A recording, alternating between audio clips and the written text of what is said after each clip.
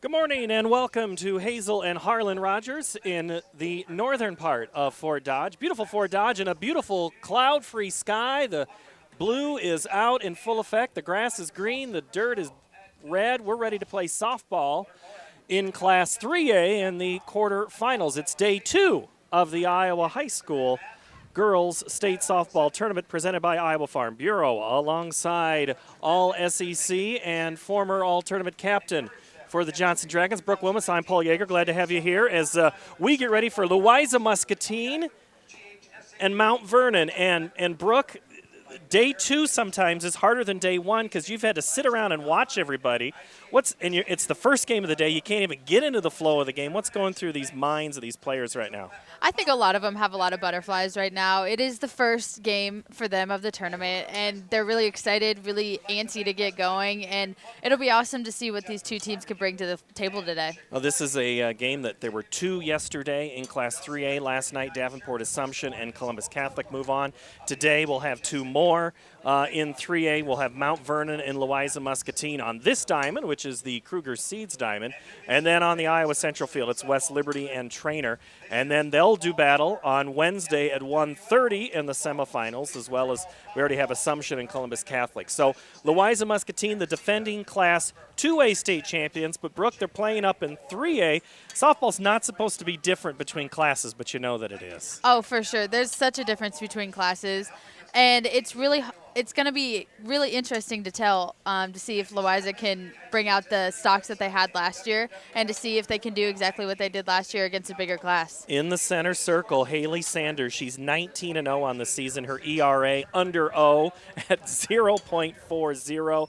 7 earned runs all season. I think you've seen games where a pitcher's given up 7 runs in a game. Yeah, and it'll be interesting to see if she can keep them intact this whole state tournament, because if she can do that, then they have a very good chance of winning the whole thing. And on the opposite end, Amanda Rowe. She's not a bad player herself. Mount Vernon 27-11 play in eastern Iowa and have their own sets of challenges. When it comes to the pitching circle, there is no challenge. They go in the middle with Amanda Rowe. The senior is an ERA of 2.92. She's struck out 116. She's 13-9 on the season. Sometimes a perfect record puts a little bit of pressure, but when you know, I'm not saying losing helps you, but it also helps you not be fearful of it. Yeah, and she's really going to go out there and she's going to let this other team put the ball in play, and Mount Vernon's got to make the plays, and if they don't make the plays, they're not going to be very successful today. So if they can go out, make the plays, get quality hits when they need to, then that's what you need to do in this state tournament. Mount Vernon has lost to Independence, a team that's in Class 4A at state. Ottumwa, a team that's in Class 5A at state. They lost to Solon. They overcame Solon in the regional finals to get here to this game, so they avenged that loss. Lost to BCLUW, another quality opponent. Maquoketa to Cedar Rapids Kennedy. Cedar Rapids Kennedy, possibly one of the favorites, the dark horses to win in Class 5A. So these losses aren't bad losses at all. No, and they've had a really quality schedule all year long, and they've done a really good job of getting the wins that they need to. And they've played those hard games, and that's going to help them when it comes down to the postseason, because they're going to be ready to play these hard teams within the tournament. So they've been through it. They've been through the pressure. They've lost some games, but they're really going to come out and compete today. And Mount Vernon brings Lauren Ryan. Her sister Libby plays at Drake now. Lauren, she's the number 2 batter, batting .345. She'll play center field, but it's Sammy Moss, who's a multi-sport athlete, just incredible, batting .432, 15 doubles from that shortstop position, and it's, I would imagine, key for her to get involved in this game early. Yeah, she's going to have to score those runs when they get on base, and I feel like Louisa-Muscatine's really going to pitch around her because they know that she can beat them in multiple ways. So she needs to come out, look for really good pitches, and if she gets a good one, then she needs to attack it and help her team get on the board. Kylee Sanders for Louisa-Muscatine, batting .515 and leading off today. Maddie Mashik in the 3 slot at .413, and Hayley Sanders, .444. Look at the averages. Just look at numbers, Brooke. Louisa-Muscatine has the advantage. Yes, they do, and you can tell all up and down the lineup that they're ready to attack. They're ready to get going. and they have really good numbers throughout the whole lineup, and maybe that'll come out today, but Mount Vernon's got to do a really good job of keeping them off the base path today. All right, the starting lineups will be coming your way next. You're watching the 2019 Girls State Softball Tournament presented by Iowa Farm Bureau on the Mid-American Energy Championship Network. Mid-American Energy and you, together partnering to change the energy landscape by pioneering money-saving, energy efficiency programs and building a new industry in Iowa, wind energy, all while keeping your rates low. So what's next? We'll keep delivering cost-effective energy efficiency programs while putting money back in your pocket. That's right. You decide how best to spend your savings. That's a partnership good for you, good for the environment, and good for Iowa. Another way we're obsessively, relentlessly at your service. I am smart. I am smart. I am smart. I am kind. Kind. I am kind. I am strong. Strong. Strong. I am important. I am important. I am important. I am the Iowa girl. I am the Iowa girl. I am the Iowa girl. I am the Iowa girl. I am the Iowa girl. I am the Iowa girl. I am the Iowa girl.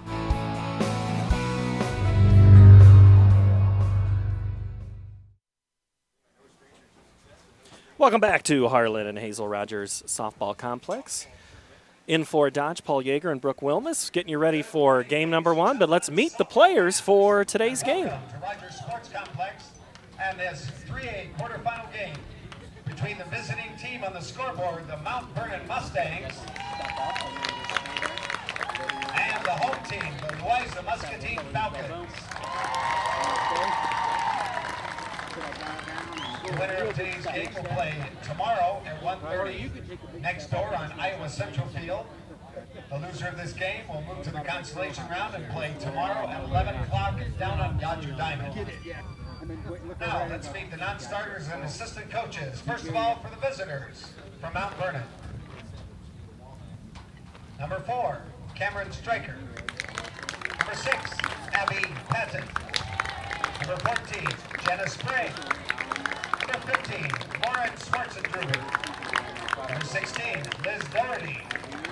And number 20, Kate Morgan.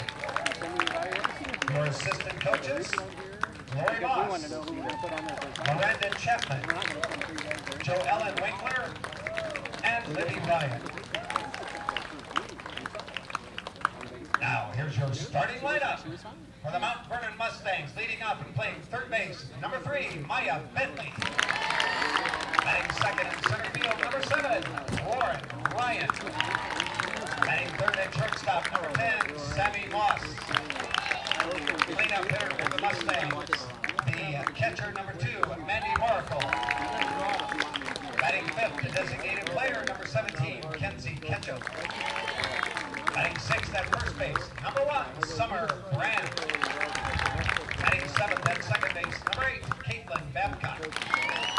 Batting eighth, the right fielder, number 11, Ella Wishmeyer. Batting ninth, the left fielder, number 12, Nadia Talecki. And your pitcher, flex position player, number 19, Mandy Rowe. Head coach for the Mustangs, Robin Brand.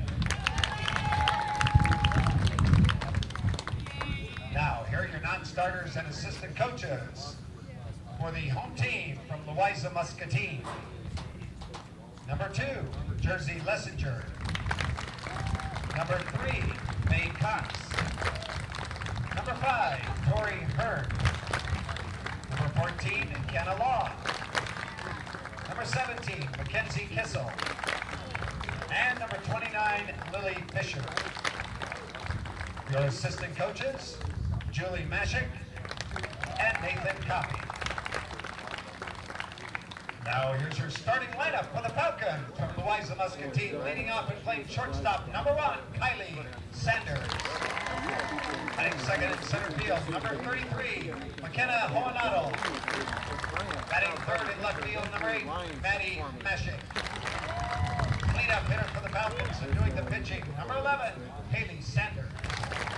Batting fifth at second base, number 10, Katie Coffey. Batting sixth and doing the catching, number 88, Katie Hearn. Batting seventh at third base, number 19, Bryn Jamby. Batting eighth, the right fielder, number 25, Mallory Mashik. Batting ninth, the first baseman, number 9, Mallory Hohenado. The head coach for the Falcons, Ryan Butler. Ladies and gentlemen, please turn to the home plate area. Our umpires for this contest, as assigned by the Iowa Girls High School Athletic Union. At first base, Jeff Osborne. At third base, Tom Berger. And calling the balls and strikes today, Dwayne Duncan. Now, if you please remain standing, face the flag in the center of the park, we will have our national anthem.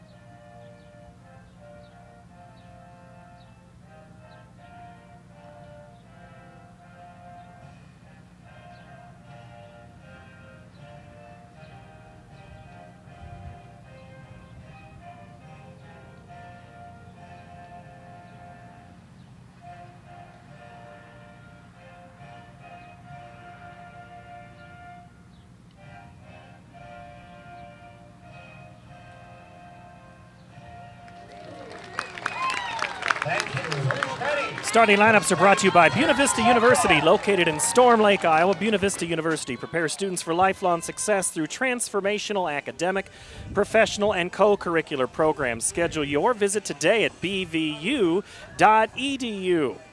And now it's time for our keys to the game. Louisa-Muscatine will be on defense. They're the home team, so that means Mount Vernon's going to bat first. So, Brooke Wilmus, let's break down for Mount Vernon. What are they going to have to do to win today? They really got to be patient up at the plate and get some really good pitches because, as you can tell, Louisa-Muscatine has a very dominant pitcher within the circle today. So they got to get really good pitches, and when they get those good pitches, they have to attack. And when they get base runners, you got to find a way to bring them in because if you want to beat the girl who's undefeated this year, you got to find ways to get runners across home plate. And if you're Louisa-Muscatine, you start with pitching there, or you at least let off with that. So I'm guessing their pitching is key to them.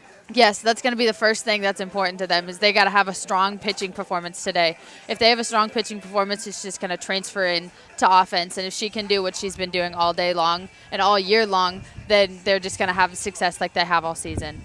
Louisa-Muscatine in the all-black uniforms, trimmed in yellow round numbers, where Mount Vernon wears their maroon tops with white on the sides and white pants. Mount Vernon just east of Cedar Rapids, Louisa-Muscatine in southeast Iowa, between Muscatine and Burlington along Highway 61, the town of Letts. That's good melon growing country, Brooke. I'm going to educate you a little bit on some of the geography of these things. Mount Vernon, home to Cornell College. I wish I was more of a melon fan. I just don't. Really? No, I can't do All it. those Missouri melons at your disposal No. at any moment, Yeah. and you're saying pass. And I'm saying no thanks. All right. Well, digging in for Mount Vernon, Maya Bentley, then Lauren Ryan and Sammy Moss, and if anybody gets on board, it'll be Mandy Miracle. Miracle is the fourth place batter, and it will be Bentley to dig in here against Hayley Sanders. Checks the wrist for the first pitch, so we're going to have a lot of wrist checking as the pitches are called, and that first one is swung on and missed by Bentley. We're underway just after 11 o'clock. Beautiful day. We're not even to 80 degrees yet here on the north part of town. It's a lot better than it was yesterday. That wind was blowing in for us, and I was getting goosebumps all day long. And the second pitch is a strike. And now Bentley is in the hole, 0-2.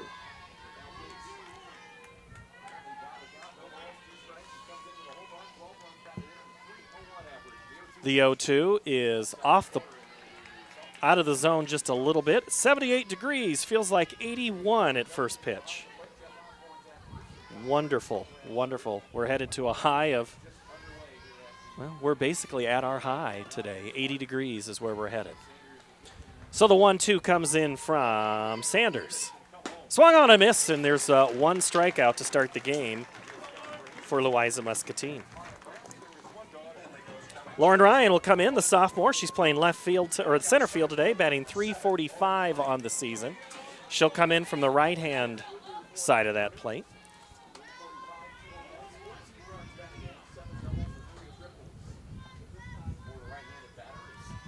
Sanders' first pitch is off the plate and falls behind 1-0. As a team, Louisa-Muscatine second best in the 3A field. A team ERA of 1.05. Opponents are batting .139. Sanders has a lot to do with it when she's 19-0 and .40. She'll continue her softball career after her senior year as that pitch is outside. 2-0.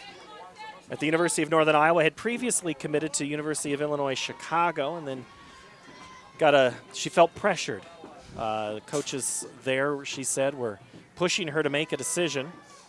That one's out of the zone, and they're not pitching to Ryan right now. If you're not feeling comfortable at a school, because it's all about comfort right now.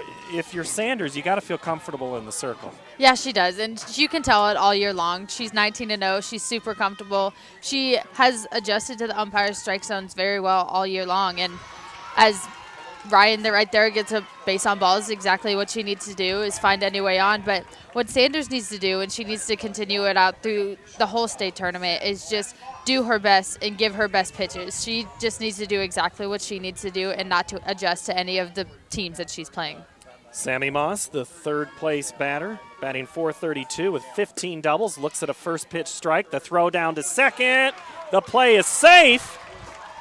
The shortstop, Sanders, was covering. She thought she had the tag of Ryan, but the umpire said no, out on the bases today. Tom Berger makes that call. Jeff Osborne's at first, and behind the plate is Dwayne Duncan. That was a heck of a slide right there by Ryan. She went around the bag and almost passed it to avoid the tag, and then she almost crawled back to it a little bit, but that's all she needed to do in order to be safe. The 0-1 is fouled back into the net, which is new here this year. I don't know how much you talked about that yesterday, Brooke, in your games. There's been always some tweaks here at Harlan Rogers, and where we're sitting is down low, and it used to be a chain link fence, and now it is more of a net.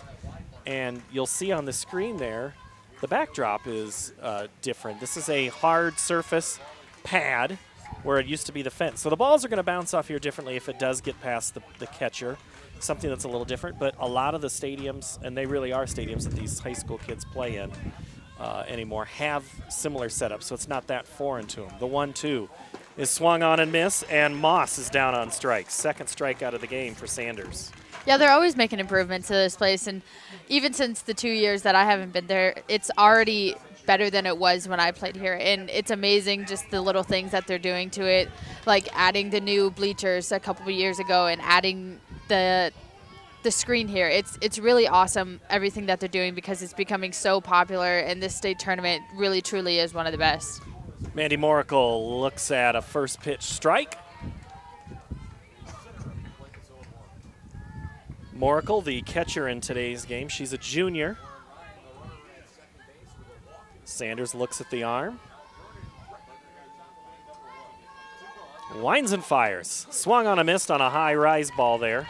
A lot of movement on Sanders' pitch. Yeah, and she has the same spin with all of her pitches, and that's why it's so deceptive as a hitter, because you go up there and you either think that it's going to be her screwball because it's screwing one way, but then next thing you know, it's going to rise because it looks the exact same. So really awesome that she's keeping hitters off balance that way by having the same spin on both pitches. The 0-2 is off the plate. She's got good control. Because if you go back to the Ryan at-bat, she really was nowhere near the plate. Looked like she was trying to nibble on corners. The Greg Maddox approach to pitching. Just trying to see how antsy these batters are at the beginning of the game. I think it's kind of hard to rattle Lauren Ryan. I mean, even as a sophomore, she's pretty disciplined. Whereas Moss, the senior, she chased a couple pitches that were out of the zone. So you're right. That's a good good observation there as the other pitch goes out of the zone. 2 balls, 2 strikes, 2 outs here in the top of the first. In there for a strike. That's a called strike, and that is a struck outside. The Mustangs leave one. We've played half an inning here in Fort Dodge. This is more. More savings. More service.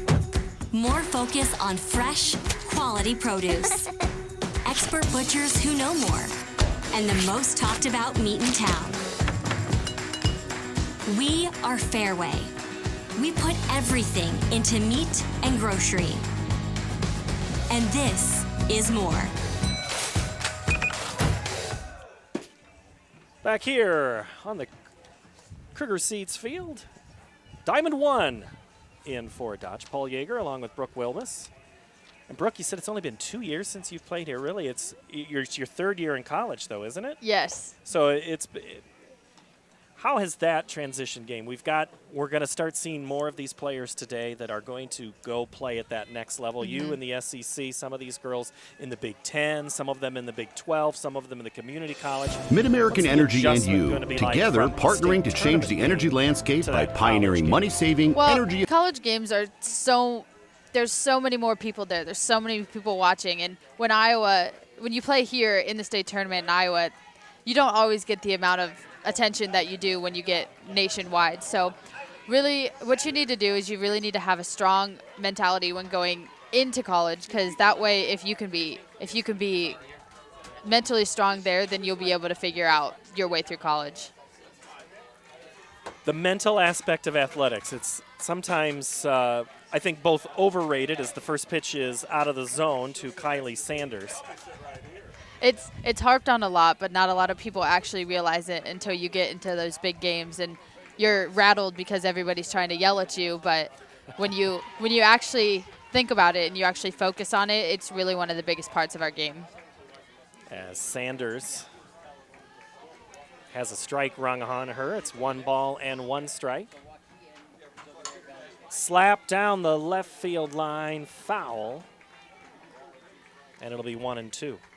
Sanders only a freshman, long ways from college, but not really in the recruiting sense. When they start to be freshmen and sophomores is really when it starts to heat up with colleges looking at these girls, really in any athlete. Amanda Rowe winds and fires. Hit over towards second, Babcock over to Brand, and Sanders is retired 4-3. Really good play over there at second base. That ball was hit on the line. It's hit super hard, but she stayed down and she watched it all the way to her glove, and that's all you need to do as an infielder. So that'll bring in McKenna Hohenadel, one of 4 sisters on this team, and that's such a foreign concept to you. Yeah, I've never had. Oh, that's false. I played with 1 set of sisters. And there'll be generations. I believe there's on the Johnston team, there is a sister, a younger sister of one of the ones that you played, Tilgis. Yep. Abby Tilgis, who had the game-winning hit to get Johnston to state. Swung on and missed by McKenna Hohenadel. That was a great game between Pleasant Valley and Johnston. Both teams had leads, but really it was Pleasant Valley with 2 3-run leads that Johnson had to overcome. Well, times the off-speed, hit high in the air, but towards left. Telecki's under it. Camps catches, and there's 2 away. So Johnston plays this afternoon. You'll have that game with Tyler French, and that'll be on the other diamond. There's 2 feeds that you can watch today throughout the tournament of the quarterfinals and semifinals on the Girls Union Digital Network, powered by Mid-American Energy. You can see those games and just get ready for championships, which will be Thursday and Friday on Iowa Public Television. The 2-out pitch to Maddie Mashik is high for a ball. Maddie Mashik batting now, the left fielder, batting .413, and if she gets aboard, it'll be Hayley Sanders. Line to short, over the head of Moss and into left center for a base hit. Mashik put that one on a rope, and it was absolutely curving that entire way. Hard for Moss to get that. So now Hayley Sanders will step in. I suppose there were probably few games this year where Sanders didn't bat in that first inning, even at the 4 slot, because chances are 1, 2, or 3 got on it at some point, if not all 3. They have such a dangerous lineup all the way through, and it's really hard to get these batters out. You really have to have good pitches. Starts off speed, and Sanders smokes it down. Foul. Don't hit your coach, Brian Butler. You can already tell she's focused in the game. In the circle, she was completely locked in the whole time, and now she is seeing the ball so well already up at the plate. Rose pitch again. Flutters. That one's out of the zone. 1 ball, 1 strike. 2 outs. The runner at first is Maddie Mashik. Hayley Sanders, the junior, takes the pitch from Rowe. That one's way out. Great stop by Maddie Moracle.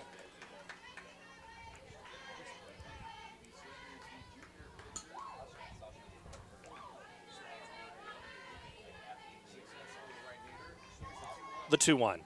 Ripped foul into the bullpen area.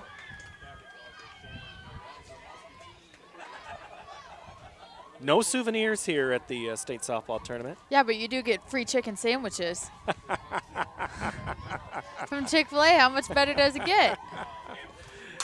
Off speed, rip towards left center. That's going to get down and go cut off there at left. They're going to send Mashik to third, and it'll be runners at second and third with 2 out on a 2-out double by Hayley Sanders. Great piece of hitting right there. She's been out front all at bat, but she's been hitting it hard, and then she tried to come back with a changeup. She waited on it and hit it right in the gap.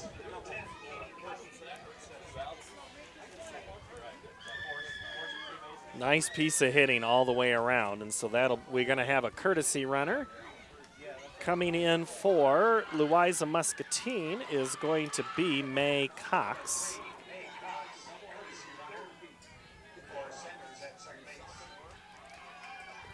And I'm supposed to tell you that anytime that there is a substitutions, they're brought to you by IMT Insurance.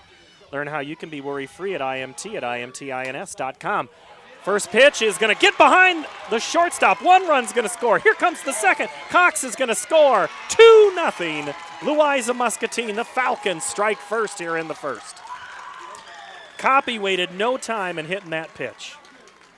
Yeah, great piece of hitting right there. And honestly, Louisa-Muscatine has been all over it this whole first inning. Their energy is completely awesome. They have so many different hats within their dugout right now, and they're just excited to get going, and they're excited to be here, and you can tell by the first inning already. Louisa-Muscatine as a team averaging .365. The best in the class is Davenport Assumption at .387. Right now they're hitting the ball well. They're pulling everything, so that means they're seeing the pitch, right? Yeah, and also it may be where the pitch location is. She may be pitching inside, and they have to pull it, so maybe she's got to change up her mentality, go outside a little bit, and see if they'll roll over to shortstop or something. Katie Hearn pops it towards right, playable, and catch made by Ella Wishmeyer. And the Falcons score 2, leave 1. We've played 1, 2-0 Louisa-Muscatine. We might not always know what the day will bring, but some things are certain. The sun will rise and your lights will go on. That's because at MidAmerican Energy, we're obsessively, relentlessly committed to providing you energy when and where you need it, to connecting with you and keeping our communities safe and strong. Because the most important thing we put our energy into is you. We're obsessively, relentlessly at your service. Hey, high school sports fans. Are you following the Iowa Girls High School Athletic Union online? Stay up to date with the latest information and scores from across the state as we share highlights and achievements from our student athletes. You can follow all the action on Twitter, Facebook, Instagram, and Snapchat. Just search at IGHSAU.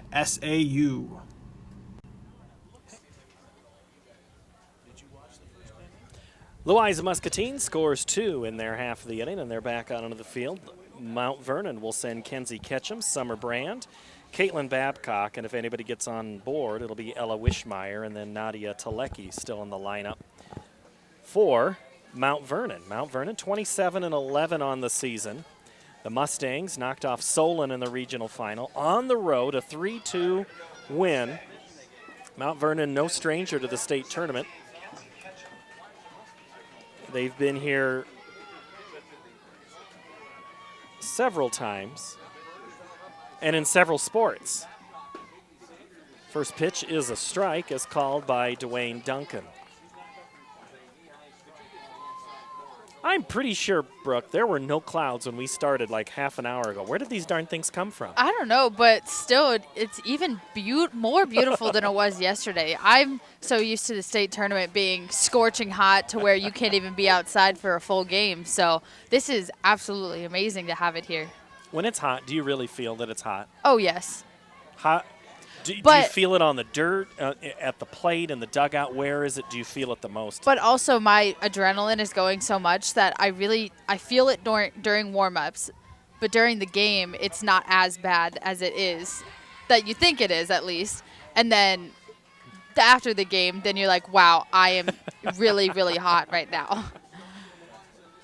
Sanders is ahead, 1-2 on Kenzie Ketchum. That pitch is hit up the middle, and it's going to be the first hit for the Mustangs. Ketchum goes up the middle. And Summer Brand will come in. But the thing is, in your conference, you have to go into some hot places. Florida is warm. I would imagine it gets warm in Alabama. I would imagine, pretty much anywhere you go in that conference, those games. And then you got to come home, and Columbia, all of a sudden, you're like, oh. It's kind of cold. It's cold in the middle of April, but actually the hottest game I ever played was here at Harlan Rogers my junior year. State championship. I believe it was 115 heat index. Was that the game against Waukee? No, it was against Pleasant Valley. Oh, the Pleasant Valley one, yes. That was by far the hottest game I've ever played in. The bunt is down and successful by Summer Brand. So the sack goes 1-3, or 1-3. There's one away, and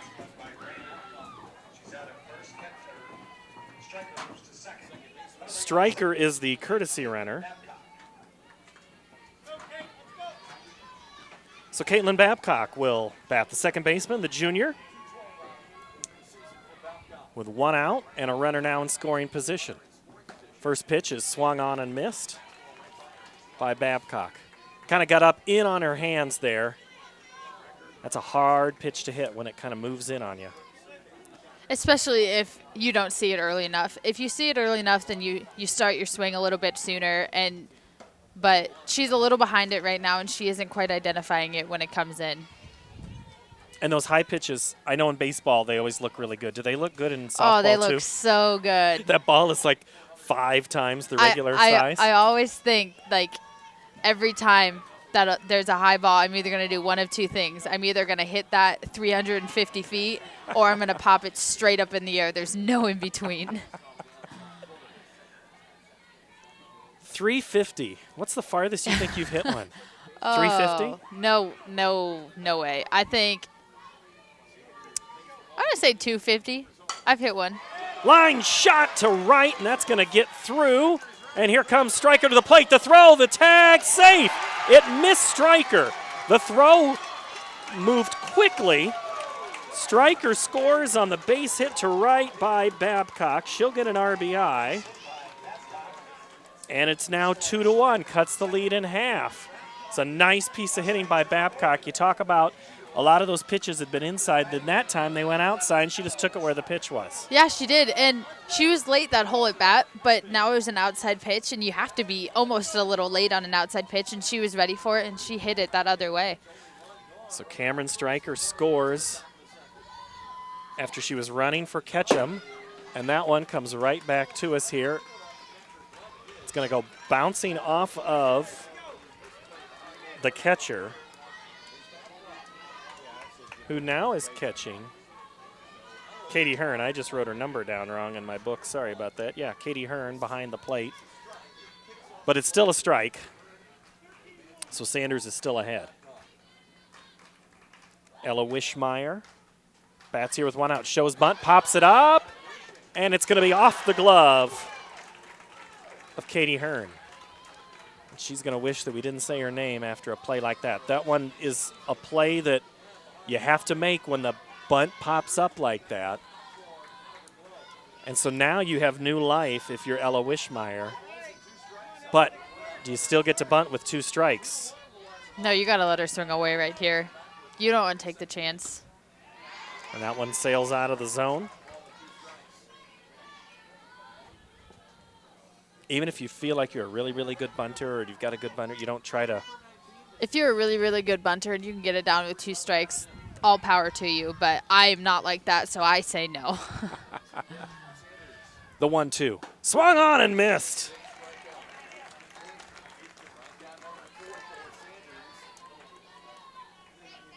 So that's the 4th strikeout for Hayley Sanders, and that'll bring in Nadia Talecki. She'll bat. The runner at second. As the parent would say in the stands, just trade places with her and tie this thing up. You've never heard that one before, have you? Oh, never. Ever. Wild pitch gets away from Hearn, and advancing to third is going to be Babcock. And so now you're a wild pitch away or a pass ball from a tie game.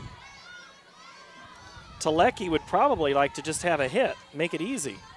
They're playing her on the line a little more to be behind.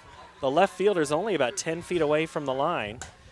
And that pitch is fouled towards the left side. So she is behind on the pitches.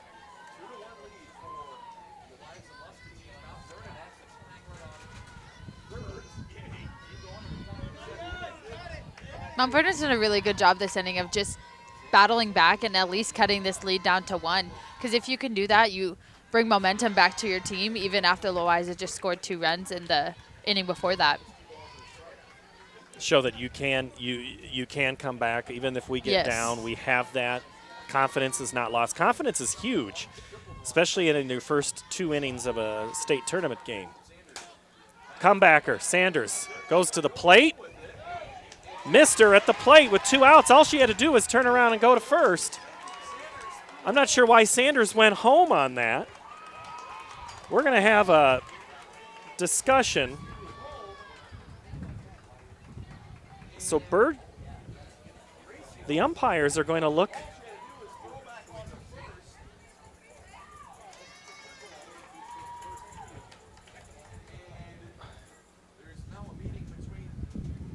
So now the umpire and Brian Butler, the head coach at Louisa-Muscatine.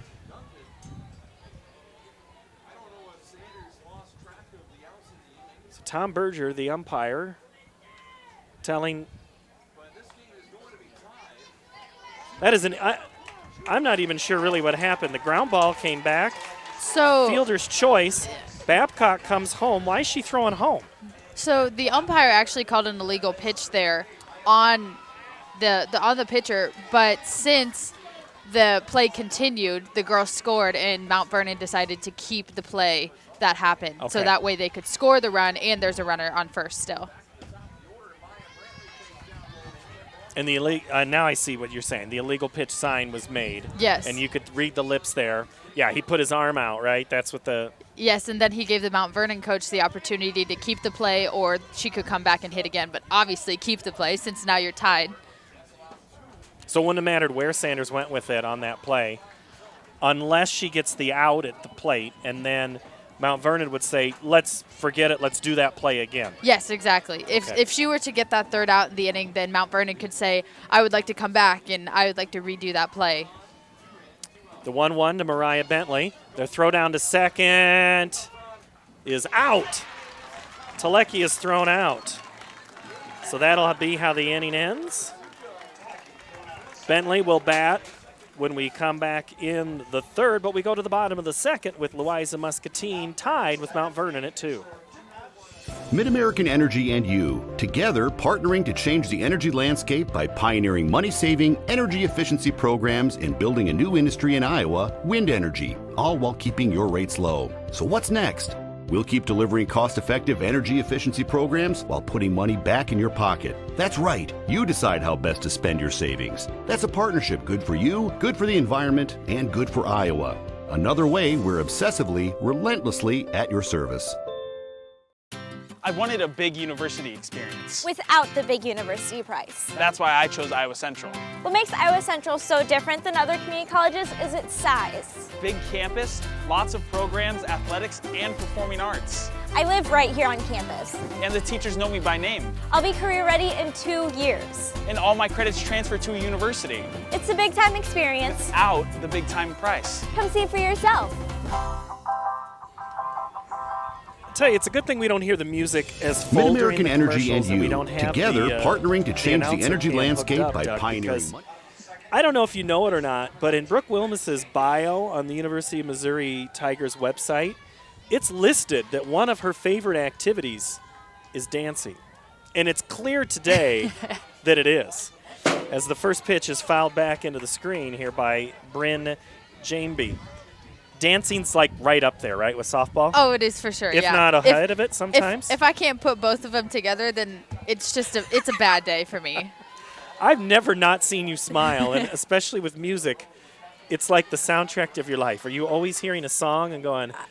Any type of music you put on, I will identify it and I will find a way to dance to it. It doesn't matter to me. All those country songs, they go with Van Morrison, and she plays that. The 1-1 hits Jamby, and she'll go down to first with a hit pitch. And so now Jamby gets an ask by her coach if she's okay. And so the leadoff runner is on for Louisa-Muscatine. They're picking up right where they left off here. Mallory Mashik, the right fielder.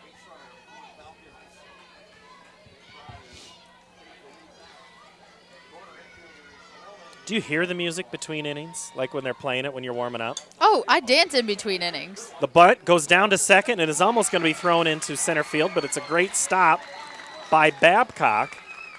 And Moracle, I think, was trying to get that lead runner, thought it was so short. It was only 8 inches ahead of the plate. Normally you'd say take the out at first. She had the right idea, though. It's just her throw is just a little off. But I like being aggressive like that.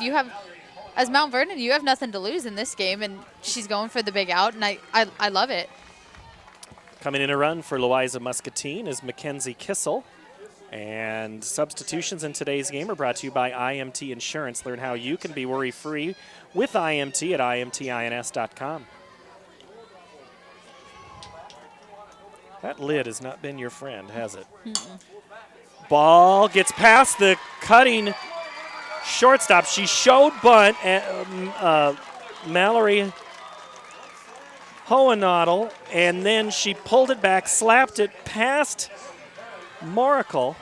Maya had no chance on that one. None at all, and that is such a great piece of hitting right there. Even though she just hit it super softly, she put it in a place where nobody could make a play on it. So now bases are loaded with the top of your lineup up. And that's Kylee Sanders, her last at bat, grounded out to second. She goes up the middle for a base hit. 1 run will score. Here comes a second, and there'll be no play at the plate as both runners score for Louisa-Muscatine, Jamby and Mashik. Hohenadel stays at second, and it's first base is Sanders with an RBI, 2 RBI single. She stood in there and she hit the ball as hard as she could. And with the bases loaded, you don't want to try and slap the ball because you just don't want to get yourself on base. You want to try and score a run. So she stood in there and hit it right back up the middle. Hohenadel will come in. She flew out to left field back in the first. 4-2. Louisa-Muscatine leads. And Rowe is going to have to figure out how to get some outs here with the heart of the lineup coming up for the Falcons. First pitch popped up towards third, and it'll be about 6 feet out Moracle not able to chase it down, and all of a sudden, the Louisa-Muscatine bench is really making some noise, and it could be because of the hats that they're wearing. I'm just going to guess. You can kind of see the hats there on that shot when we cut to it on the first base side. The 0-1 is out of the zone. They're having so much fun over there. They all have different types of hats. I see an American hat. Oh, I even see a toad hat. Oh, there's a chicken one, too. There's a chicken? Yeah. You can kind of see them there in that far dugout. Ripped right at the left fielder. It's off of her glove. Here comes the throw. There's going to be a play at the plate. It's going to be not in time. Down to third goes Sanders. Second is Hohenadel. And just like that, 2 more runs score for Louisa-Muscatine. Any extra base hits during the Girls State Tournament are brought to you by Kruger Seeds. The next time you're in need of corn or soybean seed, give your local Kruger Seeds dealer a call. Kruger Seeds, first-class seed, first-name service. What Hohenadel do that was so well in that play? She got a little lucky that it goes off Telecki's glove. There we take a look at those hats, and they've got the flag, the LM flag. Bunt is down. The play at the plate, not in time. Moracle had no chance to go but to her sister, and down to first is Maddie Mashik on the fielder's choice. This is a fast-moving offense, and just like that, it's 7-2, Brooke. As we said before the game, they have such a potent offense, and everybody up and down the lineup can hit the ball hard. And now we're reaching the middle of their lineup where they're all so dangerous, and they all can score, and they can all hit the ball super hard. So we really got to be careful here with Mount Vernon not to let this game get too out of hand.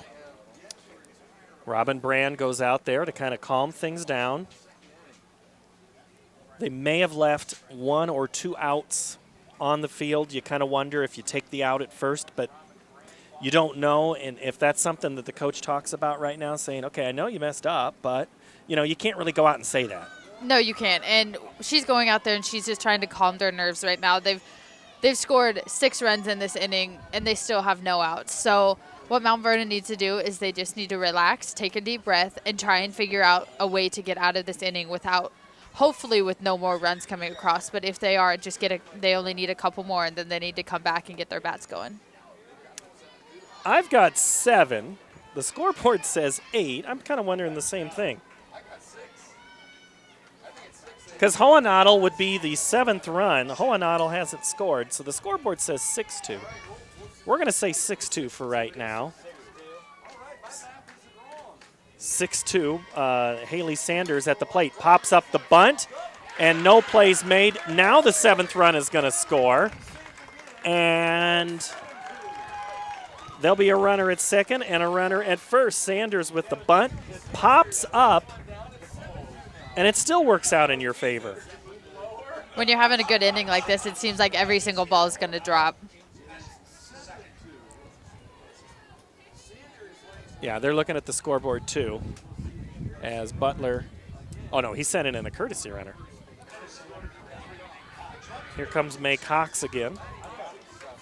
Substitution in today's game are brought to you by IMT Insurance. Learn how you can be worry-free with IMT at imtins.com.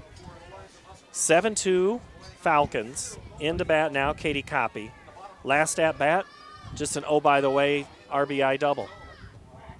And she does it again, lifts it in the air towards center. This one, though, is going to be caught by Lauren Ryan. And finally, the Mustangs get an out. That can maybe be something to build on there. Runners are not able to advance, so that's a double win for them. So Hearn, the 9th batter of the inning, comes to the plate.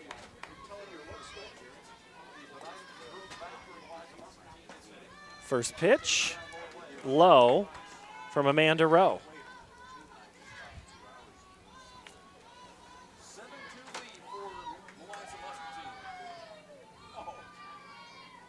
Rowe winds and fires. Ground ball towards short. Playable for 1. Over to second. Not in time. Another run's going to come in to score. Touching the plate is Maddie Mashik, and now it is 8-2.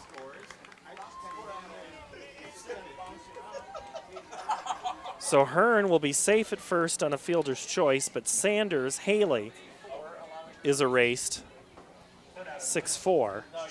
But there's now 2 outs in the inning. So now we're going to have Katie Bryn Jamby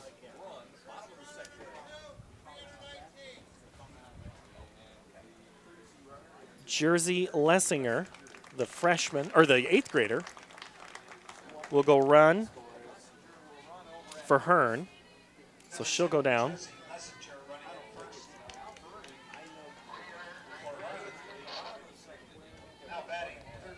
Yeah, I have 8 too, as we're trying to score through some. They've got a book upstairs. We're just sitting here watching softball. You don't worry about it, Brooke. No, not at all. I'm just here Yeah. enjoying my day in the nice weather. First pitch popped up on the infield, and the out is made by Caitlin Babcock. So Louisa-Muscatine sends 10 batters to the plate. Huge inning.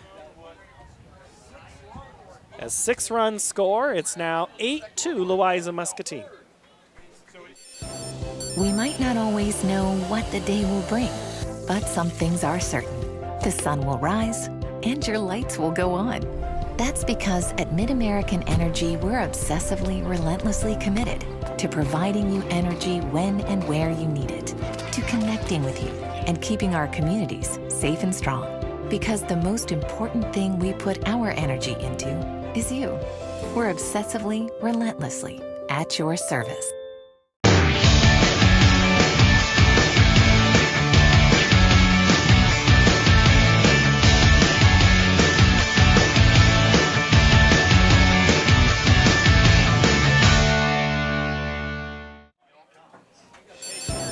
We might not always know what the day will bring. Back here in but Fort some Dodge, things are Paul Yeager, Brooke Wilmus, as you're watching the digital stream powered by MidAmerican Energy. 8-2, Louisa-Muscatine leads Mount Vernon in this 3A quarterfinal. And you blink, and Louisa-Muscatine scores 6 runs. It's great how this lineup can just go all the way up and down and be so dynamic, not just hitting the ball hard, but they got a couple squeezes down. And there's everybody can hit the ball, everybody can bunt the ball, and it was great to see in that last inning. So now Mount Vernon will send in Lauren Ryan, Sammy Moss, and Mandy Moracle. So if you're Mount Vernon, you just got to kind of peck away. You got 2 to tie. You'd love to have 6 to tie it again, but you just have to get them 1 at a time. Yeah, and this inning, they really need to at least try and get 1 here, because then you try and get the momentum back on your side, and then you got to go back out and get 3 up, 3 down. That's all you need to do right here is just get 1 run here and there and keep chipping away at this lead. But if you're the Falcons right now, do you have a little more swagger? Oh, for sure. Now you can walk around like you're the bomb.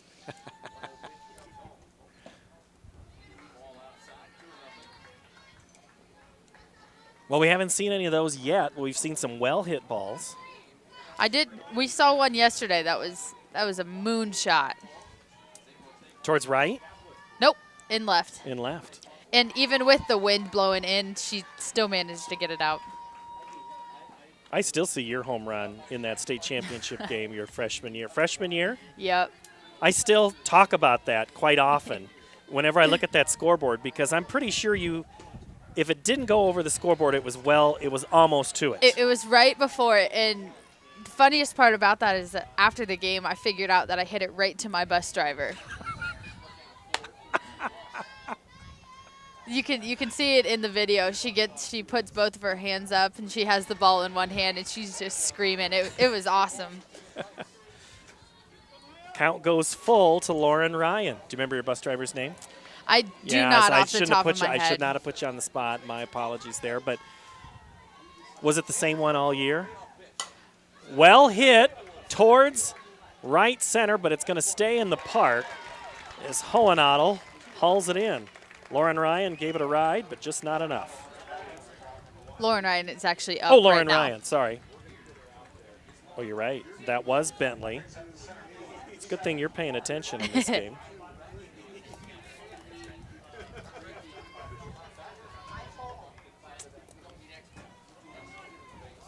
And that's why you don't do this in ink. Now Lauren Ryan.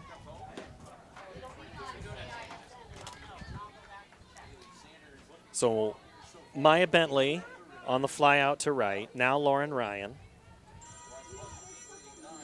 Her first at bat was a walk. She's behind 0-1. Swings through this one. Now if you're Sanders, you pitched around her the first time. You're going right after her in this one. Well, when you have a 6-run lead, there's really nothing that can hurt you right now. Even if they get a few runners on and they hit a grand slam, you're still up by 2 runs. So right now you just got to attack the hitters and you just got to attack and pound that strike zone.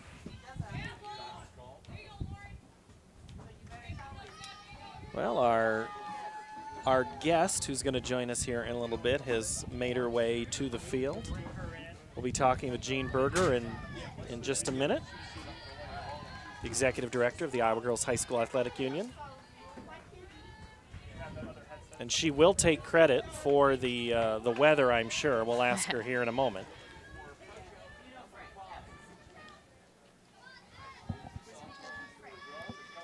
The 1-2 swung on and missed, and Ryan is retired on strikes. That is the 5th strikeout for Ryan this game. 2 away now. That'll bring in Sammy Moss. Moss was a strikeout victim back in the first.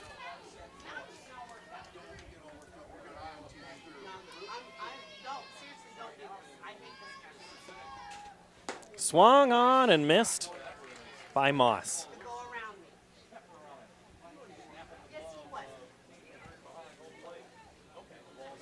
You could tell Sanders is really getting in a groove right now. She's really figuring out the strike zone, and these Mount Vernon hitters are really guessing when they're up there what they're going to pitch her. What's the average number of pitches that a pitcher at this level can bring effectively? 3? Is it hard to master more than 2? At the college level, it's usually 3 tops, but they're really, really good at those 3 pitches. And here, I would say at least 2 or 3 would be exactly what these high school pitchers would need.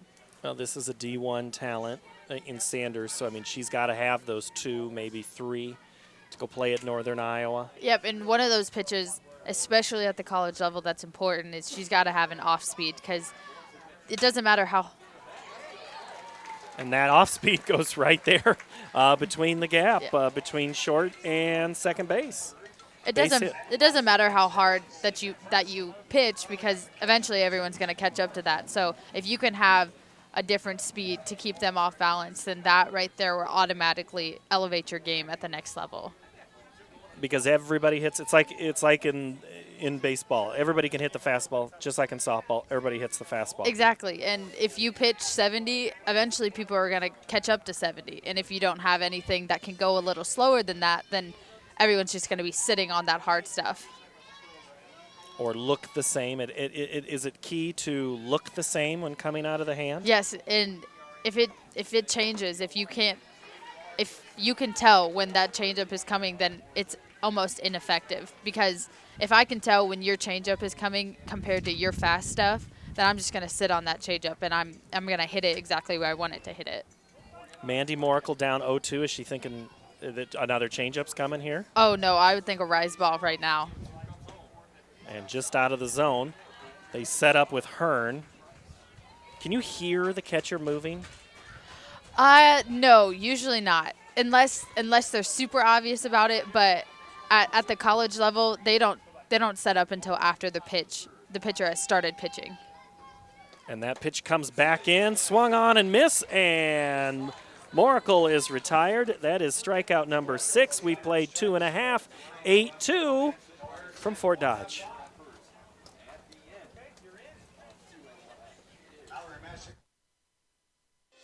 Mid-American Energy and you, together partnering to change the energy landscape by pioneering money-saving, energy efficiency programs and building a new industry in Iowa, wind energy, all while keeping your rates low. So what's next? We'll keep delivering cost-effective energy efficiency programs while putting money back in your pocket. That's right. You decide how best to spend your savings. That's a partnership good for you, good for the environment, and good for Iowa. Another way we're obsessively, relentlessly at your service. All you have to do, you just have to get their feet here on the pavement and bing.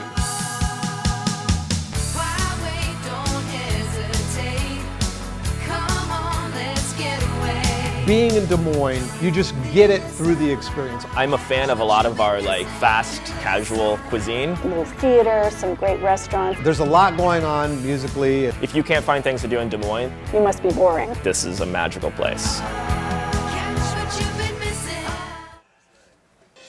Mid-American Energy and you, together partnering to the change the Iowa energy Girls State Softball landscape. Tournament presented by Iowa Farm Bureau on the Girls Union Digital Network, powered by Mid-American Energy Company. Paul Yeager, Brooke Wilmus, and now we have a special guest. So, Brooke, we got to sit up straight because Gene Berger's here, the Executive Director of the Iowa Girls High School Athletic Union.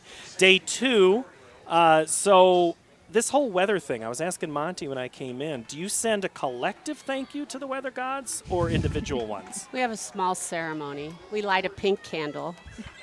Is that before the tournament or after? During, before, and after.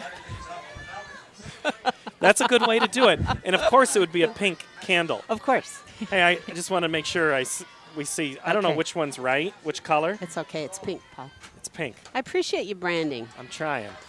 Yes. The first pitch to Mallory Mashik, then if any Mallory Hohenadel, Kylee Sanders, and if anybody gets on, McKenna Hohenadel.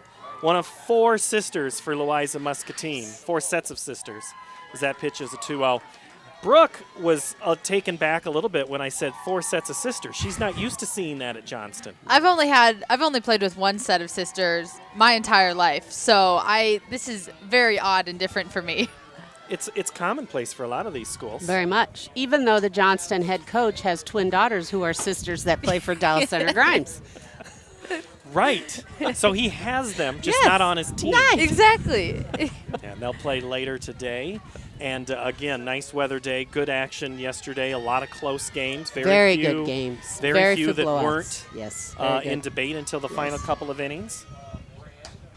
So as Brooke and I were discussing earlier, as that pitch goes out of the zone, it'll be 3-1 to Mashik, who hit into a fielder's choice her last at-bat. Did score the 4th run of the game for the Falcons. Always changes here. We've got the new backdrop in front of us here with the padding, the netting. Field 2 will be redone after this championship, so it will redone. Just like Field 1. The new netting and the new backstop with the padding, so it will look like this next year for the tournament. Okay. Fort Dodge is investing another $100,000 in a field for us. And others, and softball. Popped up on the infield, playable for third, but the sun kind of comes out right at the last moment for Moracle, making it difficult, but she is able to grab that one, and there's one away. Mallory Hohenadel will step in. Now, there's a little bit of discussion in the math, if this is the 50th tournament or next year will be the 50th. This is the 50th year of Harlan Rogers, and the 49th year the girls' tournament has been there. So I have a whole year, Paul. Imagine. Look what I did with 100. Look what we're going to do with 50. That's what I was going to say. You're known for planning these big events on big milestones. So I'm guessing people are giving you suggestions on what to do, but I'm sure you've got an idea. You have any suggestions? Fireworks and dragons are always fun. I like that idea. How about Brooke? How about you? You're an Iowa girl. What would you like to see at the softball tournament? So, what would I like to see? I don't know. Just the atmosphere already is amazing here, and just to know that you've made it to Harlan Rogers is. That one's gonna get out of play. Just to know that you've made it to Harlan Rogers already in itself is something that is awesome to me. So, really, a few things. You put me on the spot. I can't think of anything off the top of my head. How about the all-girl team? Yeah. And you bring 9 of the best players ever to play softball in Iowa. The other thing is people forget that for many years Iowa had fall softball. Right. Before volleyball. So when I was in high school. Ground ball out is made. Hohenadel will go out 6-3. There was after you got done playing summer softball, you went right to the fall season. So we have fall softball champions that we can honor. The game of softball, as you look back through the girls' union. People forget about the fall softball seasons we have. So, yeah. What about just pink chalk lines? Pink chalk lines? Well, you do have the umpires in the pink shirts. I saw some yesterday in the pink and some in the blue. Were they Was that an umpire choice? Request. Request. When did they start requesting that? 3 years ago. And they asked me when they were going to get something pink. It looks really good. It does. On the stream and TV. Now, I don't know, Brooke, this is unfortunately probably before you were born, but I'd come across some highlights from the mid-90s where the umpires were still in long sleeves. Oh. So pink polos are a major step up from the former long sleeves of even most recently as the mid-90s, as the base hit goes through for Kylee Sanders. Oh, yesterday, I think the long sleeves would have felt great. The wind was a little chilly all day yesterday. It blew in here yesterday. They used to wear white shirts and ties as well, and a black sport coat. That's right. That was Mr. Cooley, Dr. Cooley requirement. Well, I have to admit, there was among the umpires floating around a couple of years ago a home plate coat, and it looked very familiar to me. It was a pink coat that they were wearing behind home plate. I don't know where they would get an idea like that from. I don't either. Who would do something like that? Who would wear a pink coat at a state tournament Who would event? go on the internet and pay money for something like that? I know. It's the strangest thing. All right, so you've got 3A, 4A, 5A, and then you have some consolation going. You've been doing that, as that's going to be fouling out of play of Moracle. Consolation's a little different. You're now guaranteed 2 games, not 3. What's been the feedback on that change here in year 2? Well, it's divided. There are a lot of teams that want to play all the way to 8th place, and there are others who think when I lose, I want to be done.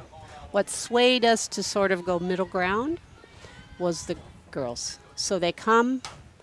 Ooh, that was a nice piece of hitting. Outside pitch, and she's going to be on base. McKenna Hohenadel went way out. That ball was a ball. Nice. She punches it to the right side, and now there's 2 aboard with 2 outs. So the girls like to come, and they stay at Iowa Central in the suites. And if one and done, you don't get to stay. So because they enjoy coming to Fort Dodge so much, we went with the 1 game in consolation. And so there are some teams that will be done today that played yesterday, right? Yes. There, I saw some of those school buses coming in as Maddie Mashik comes in. So, you see these buses come in from around the state. On Highway 20 today when I came over, there is a relative of somebody from Charles City that must live in Webster City because there was a Go Comets orange and black sign for them as they would be coming across. When they come all over for this tournament, as that one is going to be off the first baseman's glove, another run's going to score. Kylee Sanders will be in standing up. And now Louisa-Muscatine adds another run with 2 outs on Maddie Mashik's hit to the right side.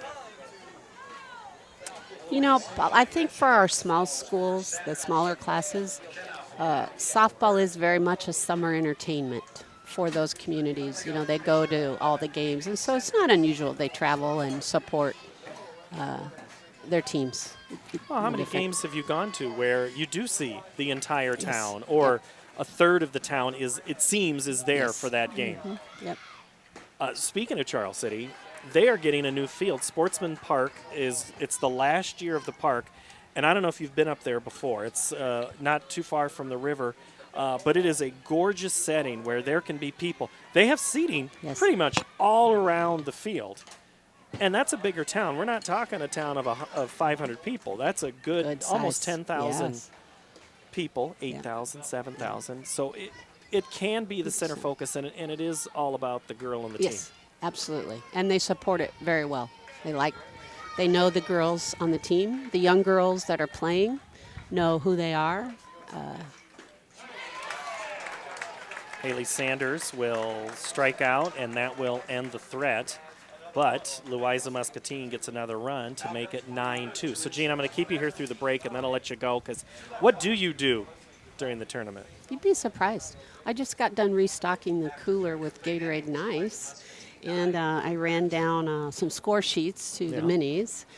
We're pretty much just a do-all kind of crew. We got a team here, and we need something done, we jump in and do it. Or I talk to people. Yeah, so that's one of the things you do have to deal with, complaints, concerns. Yes.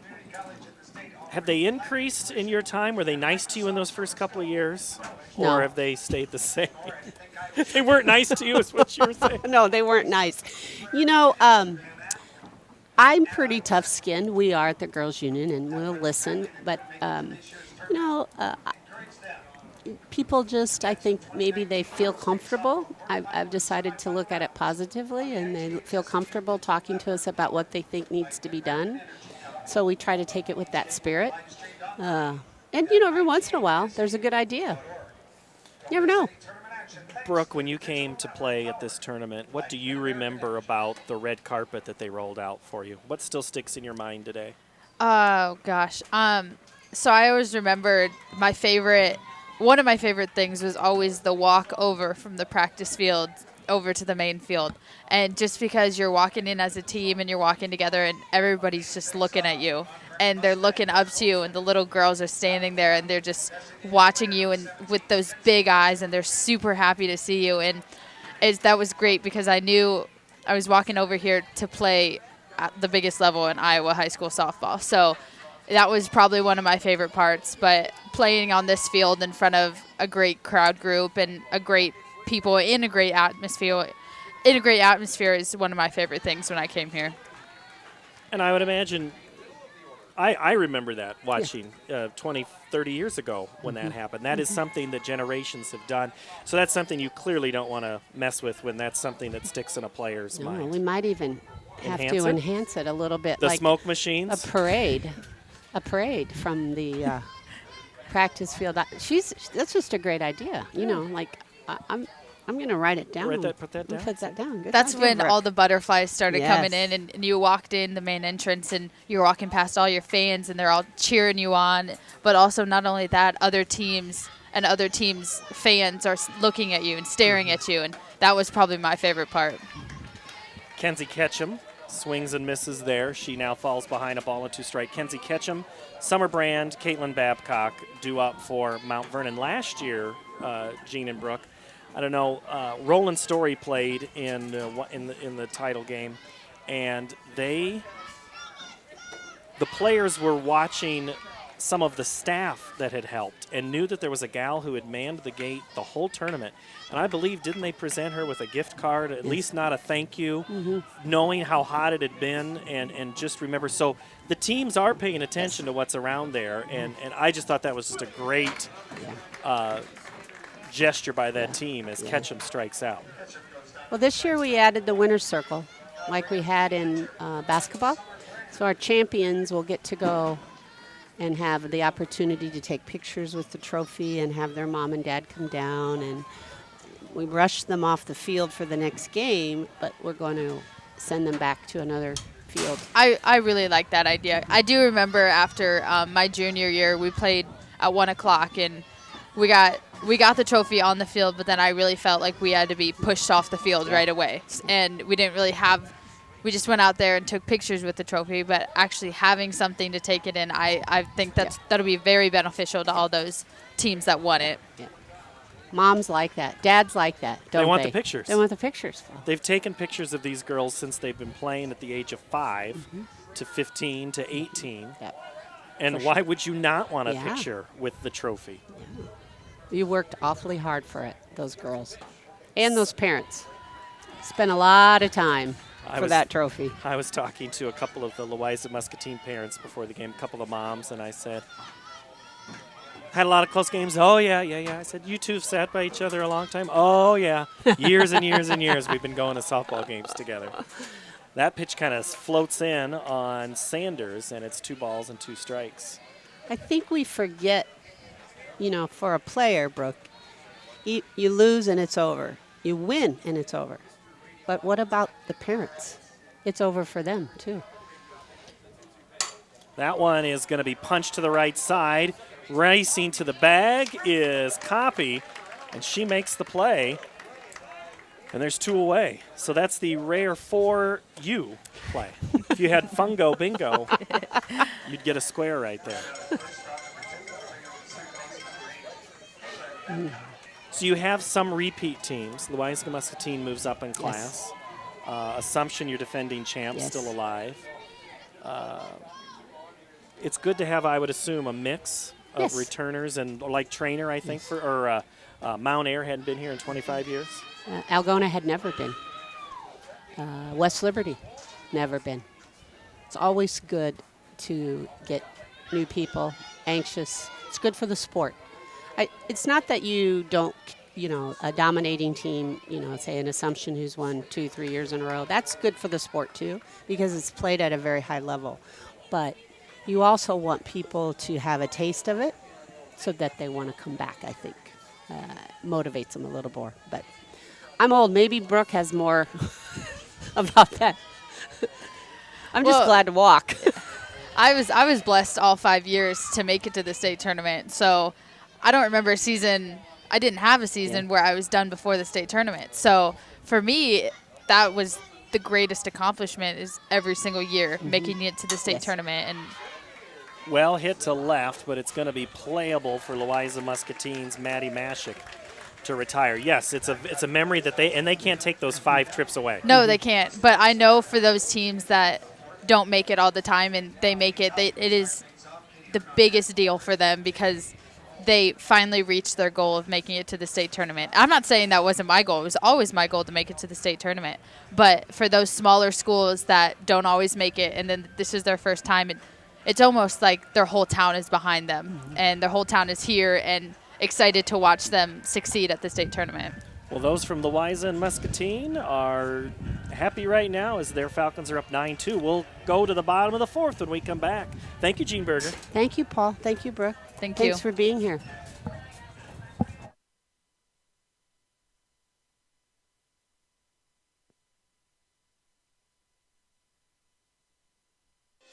MidAmerican Energy and you, together partnering to change the energy landscape by pioneering money-saving, energy efficiency programs and building a new industry in Iowa, wind energy, all while keeping your rates low. So what's next?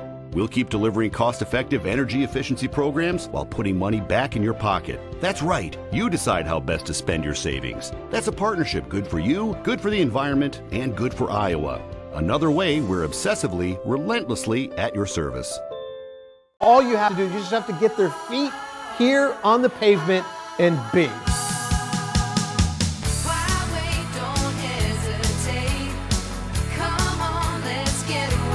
Being in Des Moines, you just get it through the experience. I'm a fan of a lot of our fast, casual cuisine. A little theater, some great restaurants. There's a lot going on musically. If you can't find things to do in Des Moines, you must be boring. This is a magical place.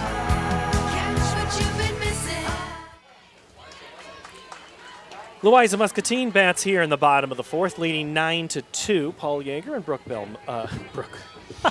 Bama. I'm working the morning show at IGHSAU here. Brooke Wellness. Gene Berger, thank you for joining us, the executive director of the Iowa Girls High School Athletic Union. And I could talk to Gene all day, but I don't know if anybody ever wants to listen to us just kind of go on. But knowing now that you've kind of stepped in this a little bit, Brooke, and knowing, kind of seeing how some of this works, anything different that you're noticing about the way that they try to put on, it is about the girl? Yeah, and after the champions win, I've noticed now, especially in a lot of other sports, that now you get T-shirts and you get individual medals, which I never had that when I was here. And I really think that is such a cool experience for the girls, that you have something individual for yourself that you can take home with you. Because rip to Moss, who sticks her glove out and grabs the Katie Copy hit. And she's retired L6. Katie Hearn, and then Bryn Jameby. And Mallory Mashik, if anybody gets aboard here in the bottom of the 4th. It is those little things. And I know bag tags have become a thing. In basketball, you see that. In the other sports, you see that. That's something that you can't buy in the gift store. No, you can't. And that's something personal to yourself with your name on it that no one else can get. And I have them right now, and I love them because everybody knows that it's my stuff and it's my thing.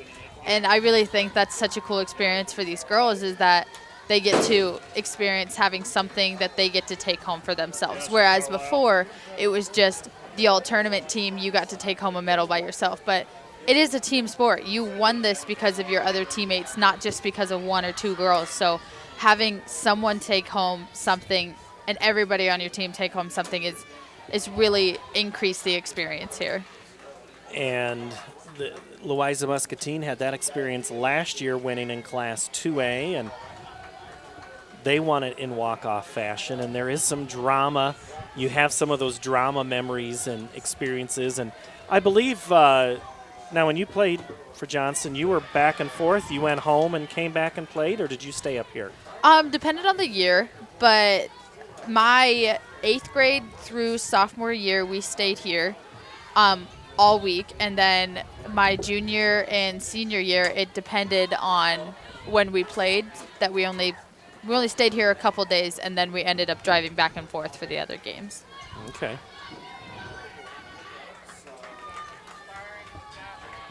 It's Katie Hearn having a nice at-bat here, keeps fouling off these Amanda Rowe pitches. Still 1 ball and 2 strikes. 1 out here in the 4th.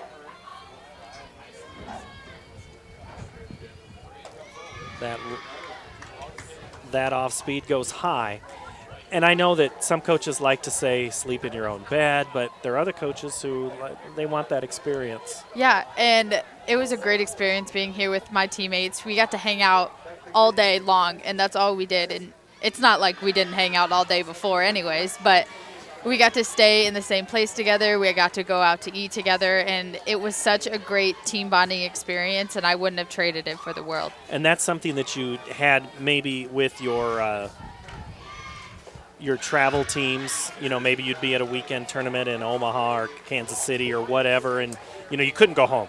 You had that, but not necessarily always with your Johnston team because, yeah, maybe we did play in Iowa City, but we did come home. Or, you know, it just wasn't quite the same. No, it wasn't. And we had quite a bit of downtime, and when we had the downtime, we always found different ways to entertain ourselves. And when you do that, then you just bond with your teammates even more, and that's what makes the state tournament so great. And even though it is far away from most schools, you get to hang out with your best friends all day long in the dorms or a hotel room, and it really is one of the best parts of the whole experience.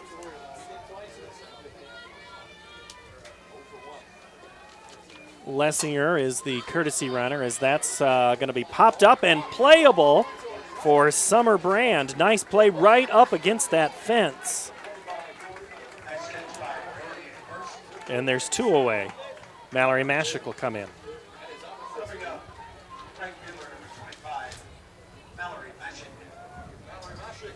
Got to let you know that Central College is recruiting leaders. Come learn and play at the place that regularly wins national team championships, national individual titles, conference titles, and conference all-sports titles.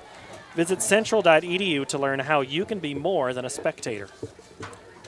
And now in college, you're with those teammates like all the time. All the time. Because you're on the road for a weekend series. And yeah, and you also have lifting in the morning in the falls, and then you have practice in the afternoons, and then at nights you have team dinners, and you never get away from them. So if you don't like them, good luck. And that's part of, is that something someone told you to look at in the recruiting process of like figure out what team is going to mesh and which one is going to butt heads? For me, not really. What I really focused on was, did the school give me an opportunity to do exactly what I wanted to do? And I went there and I visited there a couple times, and it was the school of my dreams. It's everything that I could have dreamed of, and it was the school part that really drew me to it, and not even the softball part of it. So I found a school that I loved, and that's all I could have asked for. And that's something that's good advice for anybody that's watching that might be thinking, I would like to continue in any sport at that next level, is to kind of look for those experiences. Yeah, my advice is to obviously look at the softball program. If you do not like it there, then don't go there. But if you do like it there, you got to make sure that you like the school part of it too, because if you don't like the school part, then there's no way that you're going to be happy when you have those 4 years at that college. A scoreless 4th for both teams. We go to the 5th here in Fort Dodge. They say Buena Vista University is in the middle of a bunch of fields. Hey guys, wait up! Game on. They say our idea of fun is morning tea, and afternoon tea, and anytime tea. And we hang out like bumps on a log. They say Storm Lake, Iowa isn't in the center of the action. And when we study, we're not exactly grounded. But you know what we say. You gotta see it to believe it. We might not always know what the day will bring, but some things are certain. The sun will rise and your lights will go on. That's because at MidAmerican Energy, we're obsessively, relentlessly committed to providing you energy when and where you need it, to connecting with you and keeping our communities safe and strong. Because the most important thing we put our energy into is you. We're obsessively, relentlessly at your service. They say Buena Vista University is in the Louisa-Muscatine middle used of a a bunch of 6-run fields. second to open up a 8-2 lead at that point. It's now 9-2, as we're going to see Mount Vernon bring in a pinch hitter. And it looks like it is going to be Lauren Schwartzendruber, the freshman. And I have to tell you that anytime there is a substitution, that they are brought to you by IMT Insurance. Learn how you could be worry-free with IMT at imtins.com. It's not always an indictment of one player. It's about trying to change the rhythm, right, of the game, why you would use a pinch hitter in this situation. Yeah, and they haven't had very good successful at-bats in these last few innings, so trying to change up the mojo, bring someone in, maybe have a good at-bat, maybe that'll spark some things for your other players on the team. And it's kind of hard when you're coming off the bench because you don't have a cage here. It's probably been going on 2 hours since you last swung the bat. It's kind of hard sometimes to step into this role. Yeah, but when you're in the dugout, what I'm told all the time is when you're in the dugout and you're not playing, you're still getting mental at-bats through your other teammates. So what the pitcher's pitching to them and where they're hitting the ball. And that's almost an at-bat for you because you're so invested with their at-bats because you're thinking about everything that's happening. So she's already had quite a few mental at-bats through her other teammates. So just trying to figure out what this pitcher is going to pitch to her and go out and attack is all she can do. Now, pitch from Sanders paints the outside corner. It's now a ball and 2 strikes. Nobody out here in the top of the 5th. That one is out of the zone. No two hitters, no two pitchers are the same. However, there are similarities. So do you find somebody on the team that is similar to you at bat and ask them what they've seen? Yeah, because lefties and righties are all going to get different types of pitches from pitchers because they're not the same. They look on 2 different sides of the plate. So what you need to do is find someone who is common with you, whether that's a lefty batter and you're lefty, then you talk to that one. But you got to find someone common who's going to get the same pitches that you're going to get to. And you're seeing what she's doing commonly on 0-2, and if I get down 0-2, yeah, this one's probably coming. Yes, she's been up in the count so much today. And so what these Mount Vernon hitters got to do is they have to realize that once she's getting up in the count, she's doing a specific pitch, and she's throwing that constantly, and you have to adjust to that and figure out a way to, okay, either I'm going to get those good pitches at the beginning of the count, or I'm going to find a way to battle with those 2 strikes. And Telecki battling there, fouls that one back towards the third base dugout.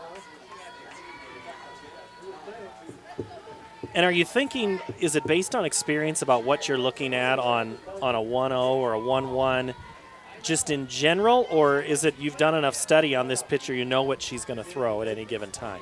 Depends on the batter and depends on the team. If your team doesn't do much scouting, then you gotta have an approach when you go up to bat. And if there's anything, if you're looking for an outside pitch, then you're going to attack those outside pitches. But if you do a lot of scouting, then you already know her tendencies, her patterns, and when you can figure out what those are, then you attack those right away and try and find out if she's going to try to adjust her game plan or if she's going to keep pitching the way she is. Right there, because that can be frustrating. You're sitting there watching on a TV. How could you not swing at that? It's because I was looking outside and they came inside on me. And that's what I don't think a lot of softball spectators understand is you can't think about hitting the whole strike zone because it is merely impossible to do. So you got to pick, I'm going to swing any inside pitch that comes. And if she throws you an outside pitch, you're not ready to hit that. So you got to be ready to hit it where you want it to be. You don't hit the pitcher's pitch, you hit your pitch. Well, Telecki didn't have any to hit there. She gets the walk. And the top of the order, Telecki took off and then retreats. So it's Maya Bentley up, the freshman. And Lauren Ryan waits in the on-deck circle.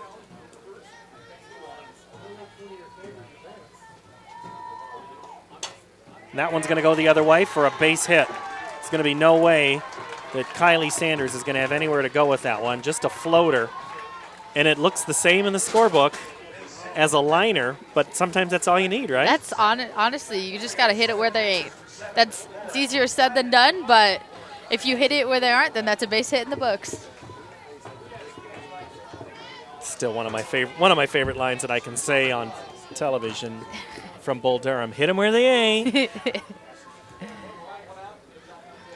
First pitch is popped up and out of play. Lauren Ryan, she's walked and struck out. 8 strikeouts for Hayley Sanders in this game.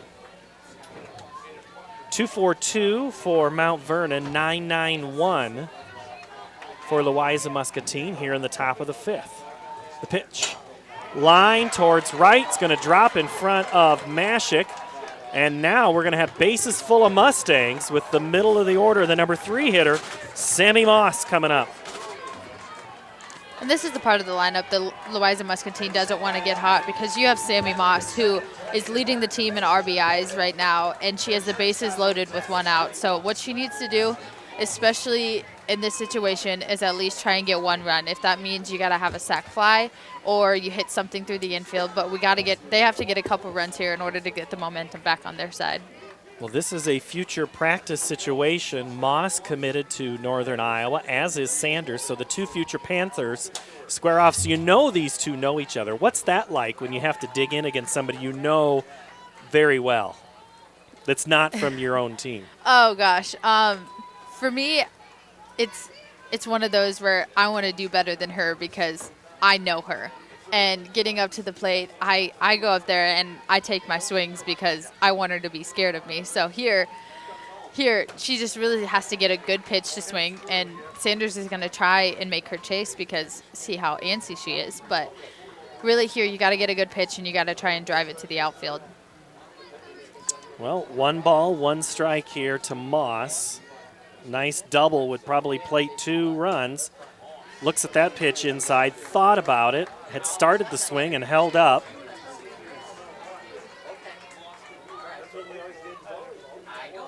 Telecki at 3rd, Bentley is at 2nd, and Ryan is at 1st. Moss looks at the 1-2. Ripped towards the shortstop. It's going to be booted. Literally booted towards center field, and 2 runs score. Don't need a double, just put it in play. Moss gets 2 more runs for the Mustangs. And she put it in play, and she put it in play hard. She had 2 strikes, so she had to try and protect. And she hit that right on the nose and went right to her, and it caused the shortstop to make an error. So Ryan goes to 2nd. Moss stays at 1st. So 2 across here. Popped out of play. Into the net. So now you still have 1 out. And your 4th place batter, Mandy Moracle. Mount Vernon's done a really nice job of battling back. Even though they are down by 6 runs right now, they're getting momentum back on their side. They're taking really good swings and having really good at-bats. And really, they're just going up there and they're competing and they're fighting and they're trying to get back in this game, even though they are down by quite a few runs. Quite a few runs is right. I've got it as 9-4. I have it as 9-4. The scoreboard says 10-4. One other thing says 8-4. We just know Louisa-Muscatine's ahead. We got a whole bunch of disagreement.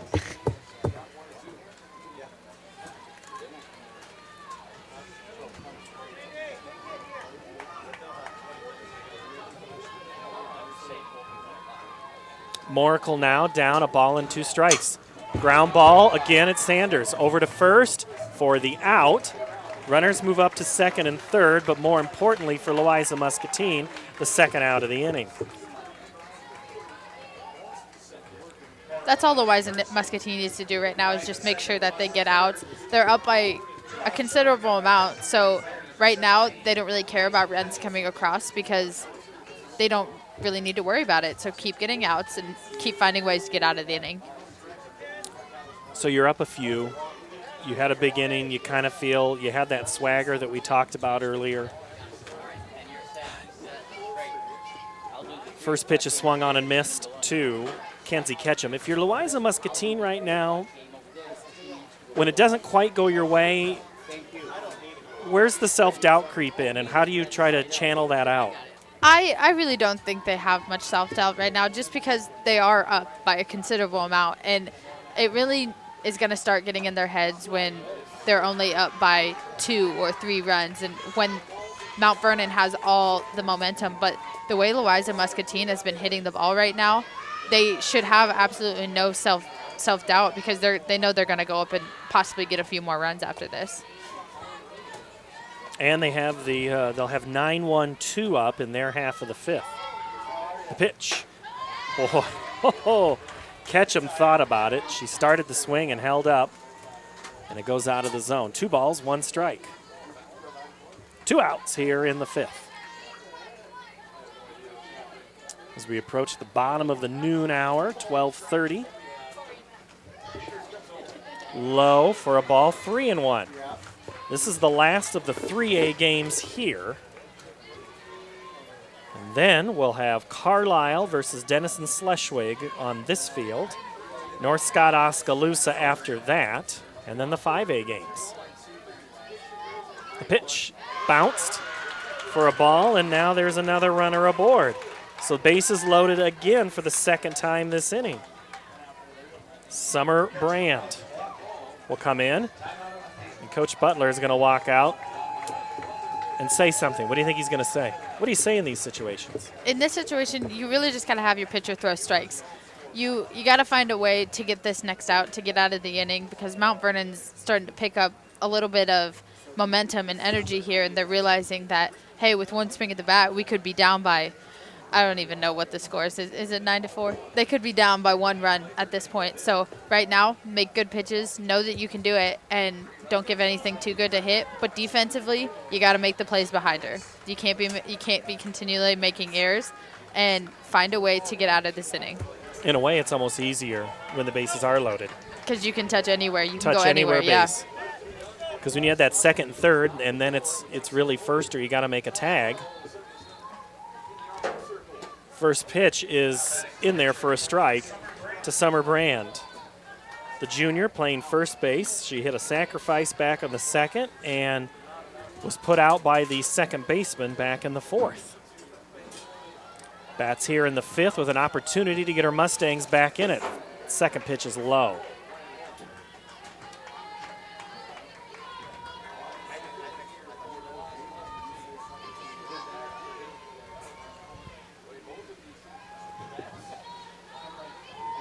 The 1-1. Popped up, playable for left, and catch is made, Maddie Mashik. That gets out of the inning. Back after this. Mid-American Energy and you, together partnering to change the energy landscape by pioneering money-saving, energy efficiency programs and building a new industry in Iowa, wind energy, all while keeping your rates low. So what's next? We'll keep delivering cost-effective energy efficiency programs while putting money back in your pocket. That's right. You decide how best to spend your savings. That's a partnership good for you, good for the environment, and good for Iowa. Another way we're obsessively, relentlessly at your service. Iowa Public Television is the home of the Iowa Girls High School Athletic Union Championships. We bring you live, uninterrupted coverage of the state championships in volleyball, basketball, soccer, and softball, plus special features highlighting the Iowa girl. Catch it all on statewide Iowa Public Television, on air or at iptv.org.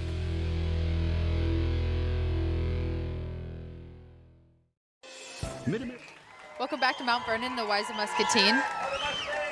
We have a new pitcher in the circle for Mount Vernon. It is Summer Brand. She is 6-0 on the season with a 2.62 ERA, and she has pitched 42 2/3 innings. Up first for Louisa-Muscatine is going to be number 9, Katie Copey. So they'll start at the bottom of their lineup with 9-1-2.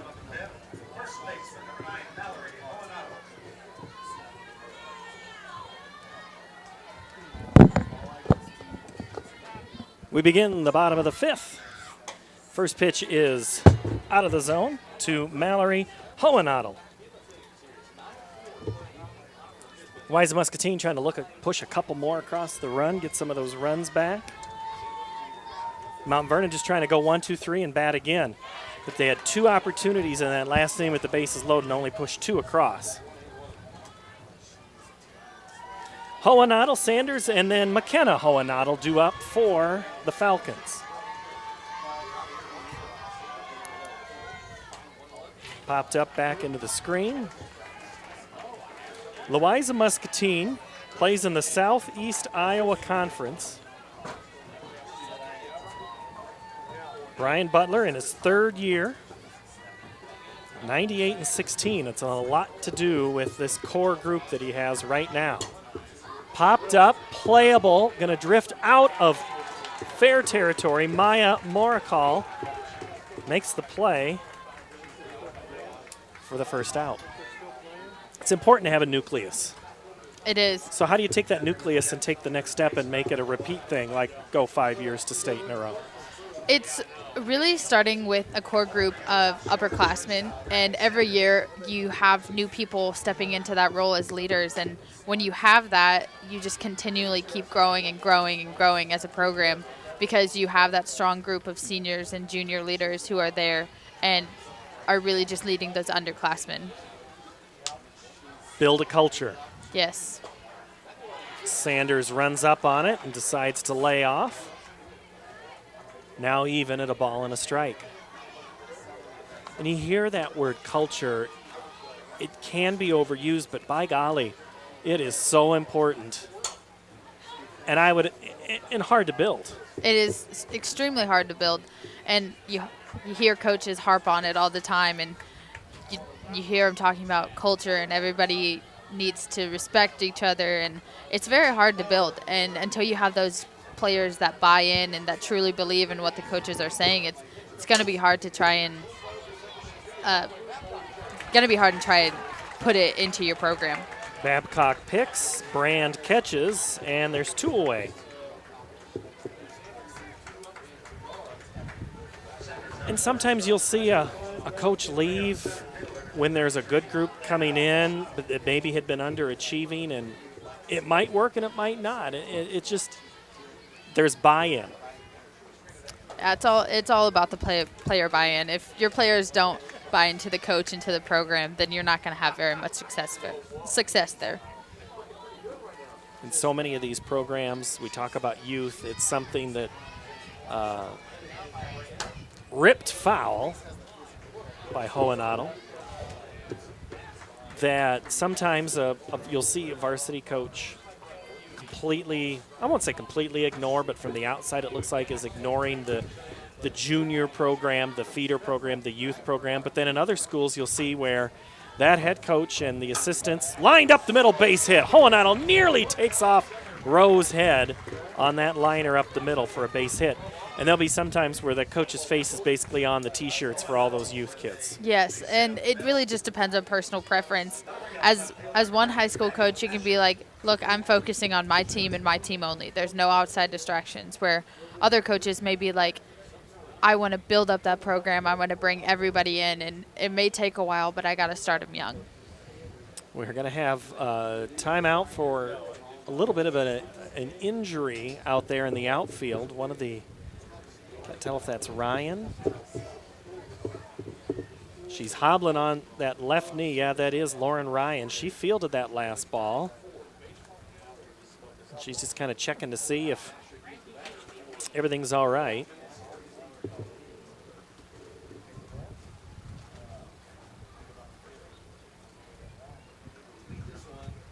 And Robin Brand makes her way out, makes sure everything's all right. What do you say? I'm not all right? I need to come out? You don't want to come out? You find any possible way to stay in the game. There's no way you're coming out. as now a member of the training staff comes out.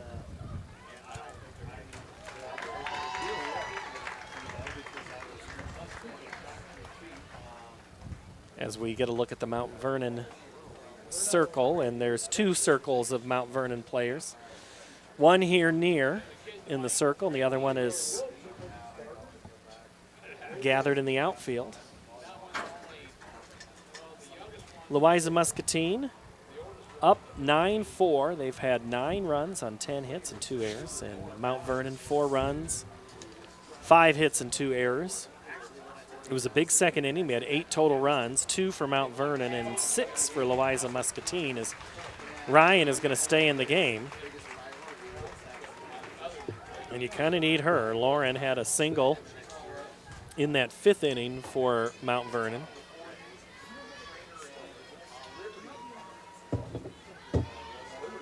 She'll stay, and Maddie Mashik will step in from the left side. And a single, fielder's choice, and another single. Not a bad day.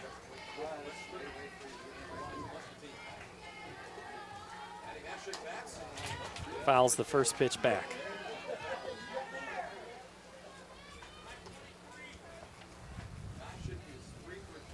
You've got 2 games today or 3? 3 games today. 3 games, but you got a little bit of a break. Yep, I got a break after this one, and then I'll do the DCG Charles City game, and then I'll do the Johnston Indianola game. Popped up, playable, but just out of the reach of Maddie Moricall. Man, she gave it her all right there. Great effort. Charles City DCG, so yeah, you get to see coaches. Coaches' daughters. Do you remember when they were younger? I remember when they were in 2nd grade and they would come to practices and hang out with us. They've grown up so much. You don't think they were one of those, 2 of those girls that looked up and went, oh, Brooke Wilmus. Oh, they for sure were. And now they have a good program there. DCG had to they had a pitching change towards the middle of the year. One of their pitchers got hurt. Playing basketball, had a knee injury.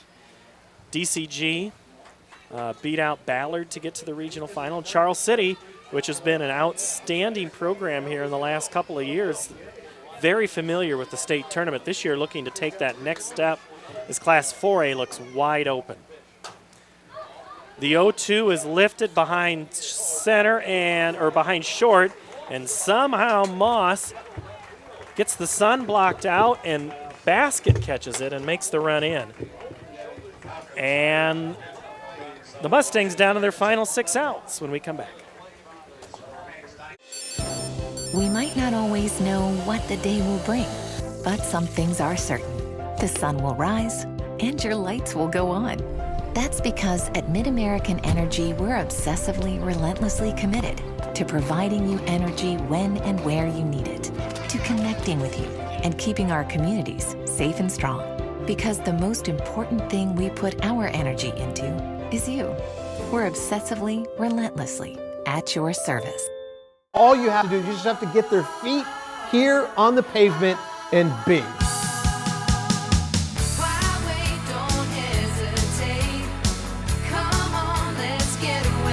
Being in Des Moines, you just get it through the experience. I'm a fan of a lot of our fast, casual cuisine. A little theater, some great restaurants. There's a lot going on musically. If you can't find things to do in Des Moines, You must be boring. this is a magical place. Mount Vernon will send the bottom of the order. Babcock, the Wishmeyer spot, and Nadia Talecki. If anybody gets on, it'll be Maya Bentley, Paul Yeager, and Brooke Wilmus. 9-4, Louisa-Muscatine from southeast Iowa, leading Mount Vernon from east central Iowa, just east of Cedar Rapids, and the Iowa City area north of there. In the circle is Hayley Sanders, who has struck out 8 in this game. She falls behind on the first pitch to Babcock.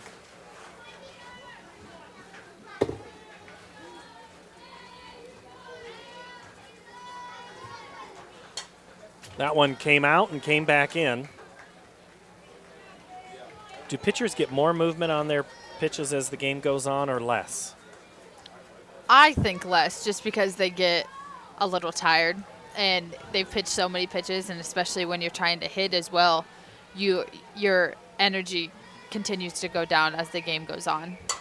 That one comes back in and is popped up behind short, and grabbing it is Kylee Sanders for the first out. But some pitchers have proved me wrong, and they've honestly gotten better as the game goes on. And Ella Wishmeyer is going to come back in, and they're going to make sure that she had re-entered the game because she was pinch hit for before.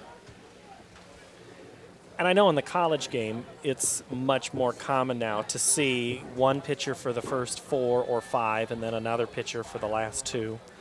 In high school, we see it a little bit too, more than we used to. Yes, and I really think this game is starting to get more 1 or 2 pitcher dominant, where you only need 1 or 2 in order to win a state championship, a national title. And you can tell, especially with these teams here at the state tournament, they have at least one dominant pitcher that has gotten them all the way through. So here, it's a very, very big thing, is to at least have one person who can get you through a few innings, and then if not, then bring another girl in who can also do the job too.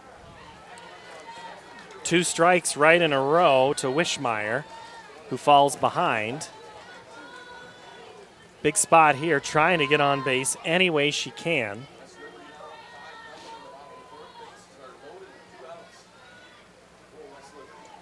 That one goes out of the zone. And I think a lot of teams this year, it seems to be in the 1, 2, and 3A schools, to an extent 4A. They do have that dominant pitcher. But in 5A here in the last couple of years, Brooke, there aren't those knockdown, shut out the lights, no chance for anybody to hit against. I agree. When I played in high school, there was always one team had a dominant pitcher who was going D1. Yeah. And I faced D1 caliber pitchers all year long. And now it's taking 1, 2, 3 pitchers in order for some teams to get through games. But they have such explosive offenses that it hasn't come to hurt them yet. So is there a particular reason why that this change has happened in the last few years? Is it over pitching as youth, just the hitters are so much better? I think the hitters are getting more talented, and they're understanding what they need to swing at, and they understand those good pitchers. And it's very hard to come by a very dominant pitcher these days. And that's not just here in high school, it's everywhere. In college, you have very, very little pitchers that can just stop every single batter.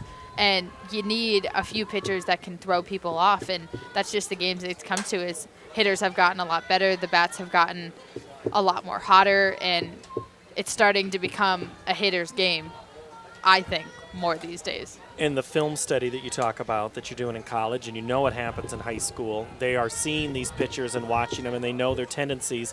And if you've already batted against her twice, the third time, I'm feeling better that I'm going to get a hit. Yes, and the more you see a pitcher, especially on film and on games, the more you're going to understand her tendencies, and you're going to get a lot better swings on the ball. Well, and you've got it where you play these tournament games where you've faced each other on a Saturday or a Friday, or let alone the regular season. Think of how many times when you had to do battle against Waukee. Well, the one year, Waukee had 2 girls that ended up going Division I pitchers, and they had 2, and they had a third who was the third pitcher who's now going to be a Division I player. It's incredible. The amount of talent that I played with or played against is amazing. Iowa has such underrated girls because we do play in the summer, but we have such talent as a whole state that we come out and we shock a lot of people because people aren't expecting these Iowa girls to be as good as they are. The 1-2 out of the zone to Telecki.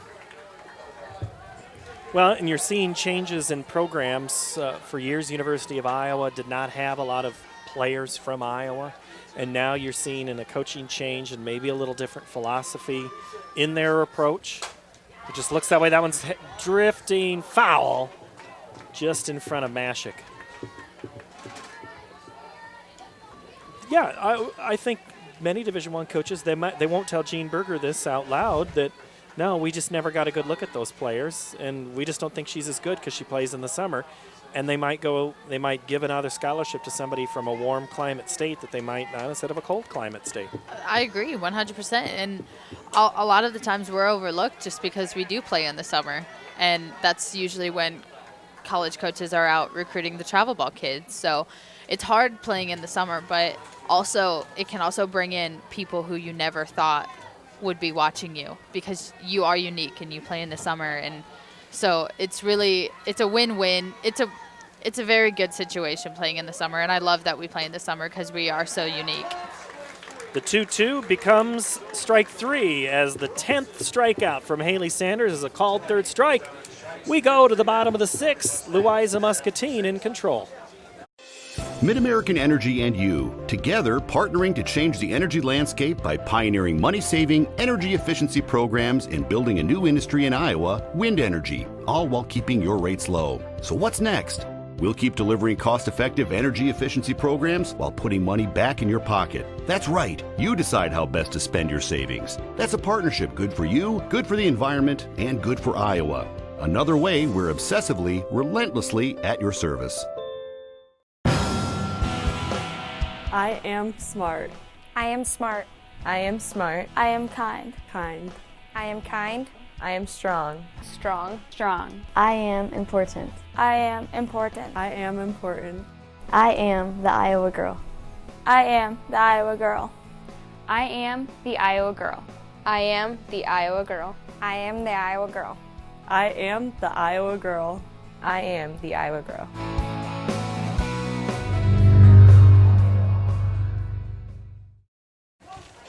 Mid-American Central Energy College and is you, recruiting together leaders. Come learn and play partnering to the change the... places. Come play at the place that regularly wins national team championships, national individual titles, conference titles, and conference all sports titles. Visit central.edu to learn how you can be more than a spectator. Spectators getting their money's worth here for Louisa-Muscatine. Mount Vernon kind of hoping. They're down to their final 3 outs. Louisa-Muscatine looking to add to it as the first pitch to Hayley Sanders is a ball. So Sanders ahead, lifts it in the air between left and short, and taking over is Nadia Talecki, and Sanders is retired on the fly ball. I had a Division I assistant a couple of years ago tell me the reason that the Iowa player doesn't get as much of attention when it comes to softball is that those coaches have only a small amount of time to be out recruiting, and it's better for them to go to a showcase and see how a player is against higher competition. I don't know if it's a slight against the Iowa competition. I think at the state meet, you see higher competition, but it might not be the same as a showcase. Now, that could be a coach. There's all sorts of motives for what name the sport. What coach is getting help from a showcase by, there's all sorts of conspiracy theories of what a showcase can do, and some are legit and some are not. I think if you're a good enough player, you're going to be found. Yes, I agree. And also, if you reach out to those coaches, you email them, you call them, you get to know them personally, they're way more likely to come and visit you and come and watch you if you're making that contact to them too and actually want to build a relationship with them. That's worked out for you, all right. Yeah, it was fine. It was whatever. We kind of mentioned it in the very top, and I've put Brooke on the spot way more than I know she's comfortable seeing, but she made all-conference SEC this year. Always a goal. You're a competitor. Your mother's a competitor. Your whole family, your DNA, all of the family that I've known of yours. Who's the most competitive of you all? Oh. That one's hit well in the air towards left. It's going to get over the head of Talecki, and Katie Coppy is in with a stand-up double. It's a really hard question to ask me because you'll get various responses, but I like to say me and my brother for sure are the two that we always like to win in everything. And I'll play a board game, and if I don't win, I'm mad after it because I just want to win all the time. But my brother's the same way. If he doesn't win, if he doesn't win a game, he comes home and he's mad for the rest of the night. So really, so it's really in our family. Like, we love winning and we want to win, and nothing besides winning is what we want. Katie Hearn fouls the first pitch out, and fans all extra base hits during the Girls State Softball Tournament are brought to you by Kruger Seeds. The next time you're in need of corn or soybean seed is the line to short. Play goes 6-3. Hearn's retired there. Are brought to you by Kruger Seeds. Next time you need corn or soybean seed, give your local Kruger Seeds dealer a call. Kruger Seeds, first-class seed, first-name service. Okay, so your brother, who's younger, he's a junior now? He's going to be a junior in high school, He's going to be yes. a junior, so he's finishing his sophomore year.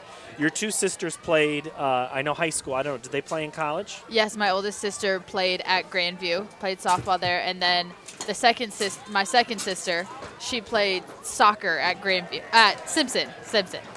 And your mother was a head coach for a long time, had a good playing career of her own. Your cousin Luke, not too bad of a baseball player, made it to AAA or AA? Jake did. Jake did, not Luke. He made it to AAA a couple times. Now he is going and coaching at different places around the country. And then my other cousin Luke is playing at Cornell University in the Ivy League.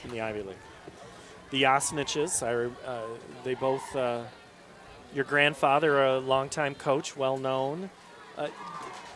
What is that like for some of these girls that, we talked about playing with their sisters, but there are some in these towns that they're playing up to those expectations. All you can do is just play your own game, right? Exactly. You can't play like other people do, and you got to play how you do, and don't try and be what you aren't. And that's easier said than done, but it's going to be a miscommunication between short and third. It's going to go off of the glove of one of them. I'm not sure if it was off of Moss or Moracle, but it doesn't matter because Jameby is at first. Copy scores, and that is the 10th run of the game. So Mallory Mashik will come in. And that's what Louisa-Muscatine has to do right now, is just keep playing their game, whether it's individually or who they're looking up to. Exactly, and Mount Vernon hasn't really found a response to them yet. Louisa-Muscatine has just had their foot on the gas the entire game, and they've gone out and they've scored those runs when Mount Vernon has scored before them. So they're really just playing exactly what they need to do, and they're scoring a ton of runs from it. Well, we'll talk about pressure. We talk about individual family pressures, but Louisa-Muscatine all year has a target on their back as the defending champ with the majority of their team back.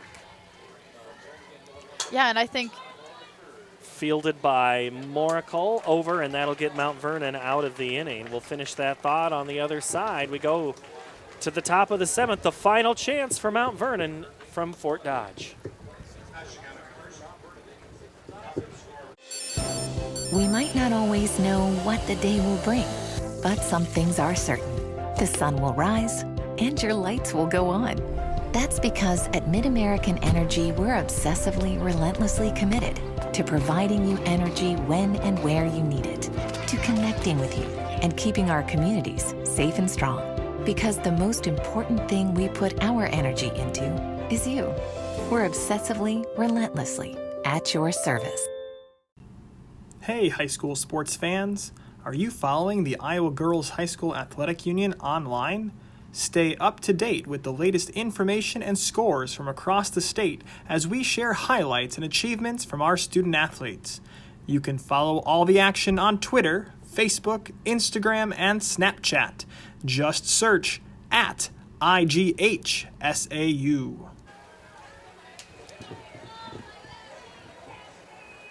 Top of the lineup for Mount Vernon. Bentley, Ryan, and Moss. If anybody gets on, it's Mandy Moracle. 6-run deficit. You can only score one at a time. Mount Vernon just it's important with this leadoff hitter. Yes, exactly, and she's going to set the table for this entire inning. She just needs to find a way on any way possible. Bentley, she struck out in the first, flied out to center in the third, and had a single back in the fifth, so she'd like to go 2 for 2. with a hit here, but she's facing the ever-tough Hayley Sanders. That one floats high. So Louisa-Muscatine, state champion in Class 2A. The enrollment numbers change. They go up to Class 3A. A lot of the experts, if you look at the predictions and talk here, is everybody's kind of fighting for the right to play Davenport Assumption in the final. But it wasn't easy for Assumption last night. They beat Algona 3-2. Algona never been to the state tournament before. Made it very, very close, and it was a good game the whole way through. That one's going to flare foul and out of play. Assumption going for their 3rd straight title this year. And Assumption's only lost twice all season. Ron Farrell's team, another great squad there, and they compete in that Mississippi Athletic Conference. A lot of 5A schools have to play Pleasant Valley, Muscatine. Gets them battle tested as that pitch is in there for a strike. 2 balls and 2 strikes to Bentley.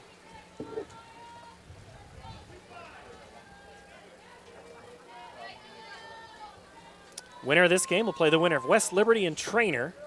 And that's going to be a called 3rd strike. Bentley goes down. The 11th strikeout of the game for Sanders. Yeah, she's really been mowing them down this game. She's found ways to get them out even when she is in a tough jam, and she's really been controlling the strike zone all day long.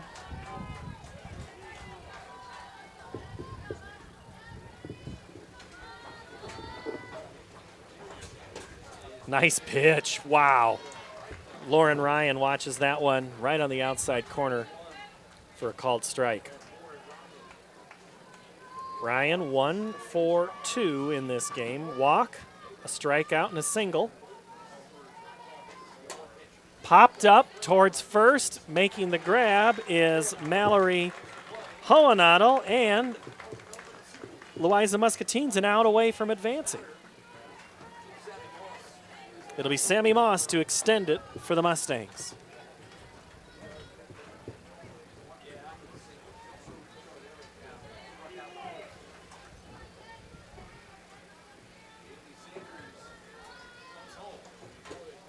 First pitch is out of the zone. Moss got on an air back in the 5th, had a hit in the 3rd.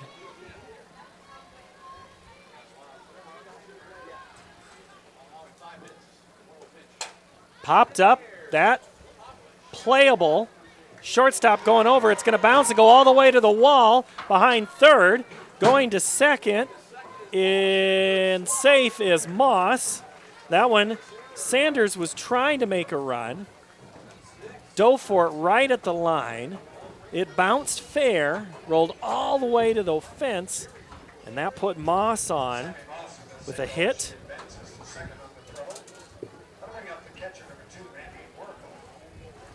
So Mandy Moracle.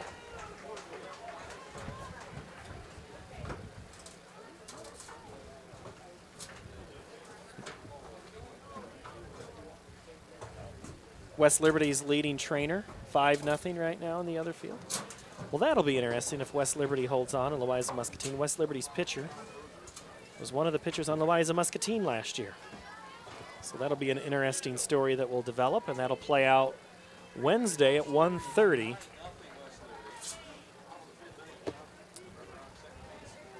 So they'll have that game here on the Mid-American Digital Network. Ground ball again. Sanders to 3rd, can't get it out of her glove. Hits the runner, and they're not going to send Moss, but they could have. Moss was running into the out. Sanders, her only play was going to be at 3rd. I like how she stayed at 3rd base there because you are still down by 6 runs and you don't want to risk anything, and you got to make sure that you get base runners and base hits, and you don't want to run into that 3rd out here. So Kenzie Ketchum with a chance here to make this really interesting. 10-4 our score. Louisa-Muscatine in control, but 2 on, 2 out for Ketchum. A single, a strikeout, and a walk. The pitch swung on and missed. Carlisle and Denison Schleswig your way next here. You see Carlisle standing out there outside the gate just waiting for this one to go. That one's off the plate, and you see Denison Schleswig down the right field line. The Monarchs. This was the worst part about playing here. You got to wait your turn. You're standing out there watching the games, and you're so antsy and ready to get going. Line towards left, going to drop right in front of Mashik. Another run scores. Here comes the second one. The play, safe at the plate. Moracle scores. Moss scores. It's now 10-6.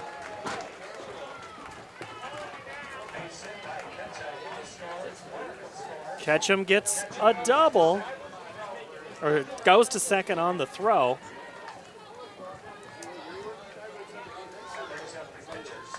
You're still up 4, and you can trade outs for runs here. Now you just got to get one more out at first if you're Louisa-Muscatine. If you're Mount Vernon, keep it going. Summer Brand. And Mount Vernon's giving Sanders quite a hard time today. She hasn't given up very many earned runs, and today they have 6 runs. I don't know how many of them are earned, but Mount Vernon's done a really nice job of getting those base hits and scoring those runners.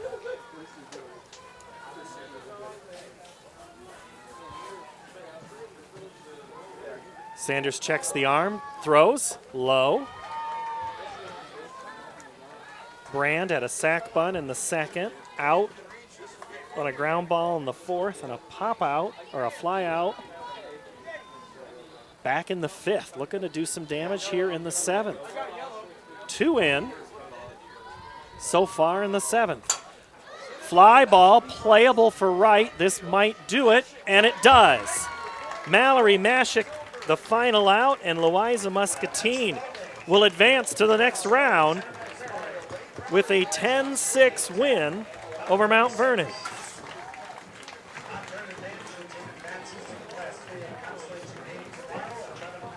Louisa-Muscatine all game long just had exactly what needed to happen. They had great pitching performance in the circle, even though Mount Vernon did give them a very hard time. But then their bats really came alive. They scored exactly when they needed to, and they responded back to Mount Vernon every single time they came up to bat. Well, Louisa-Muscatine's going to have a tough one, most likely playing West Liberty on tomorrow at 1:30. That'll be on the other field that you're watching. So if you're coming to the game on Wednesday, it'll be on Diamond 2. The next game here is Carlisle and Denison Schleswig. So Louisa-Muscatine moves on. They do it with pitching and hitting, and they just never stopped. No, they didn't. And they had a response for everything that Mount Vernon had. And when Mount Vernon had a little bit of momentum, Louisa-Muscatine just took it right back.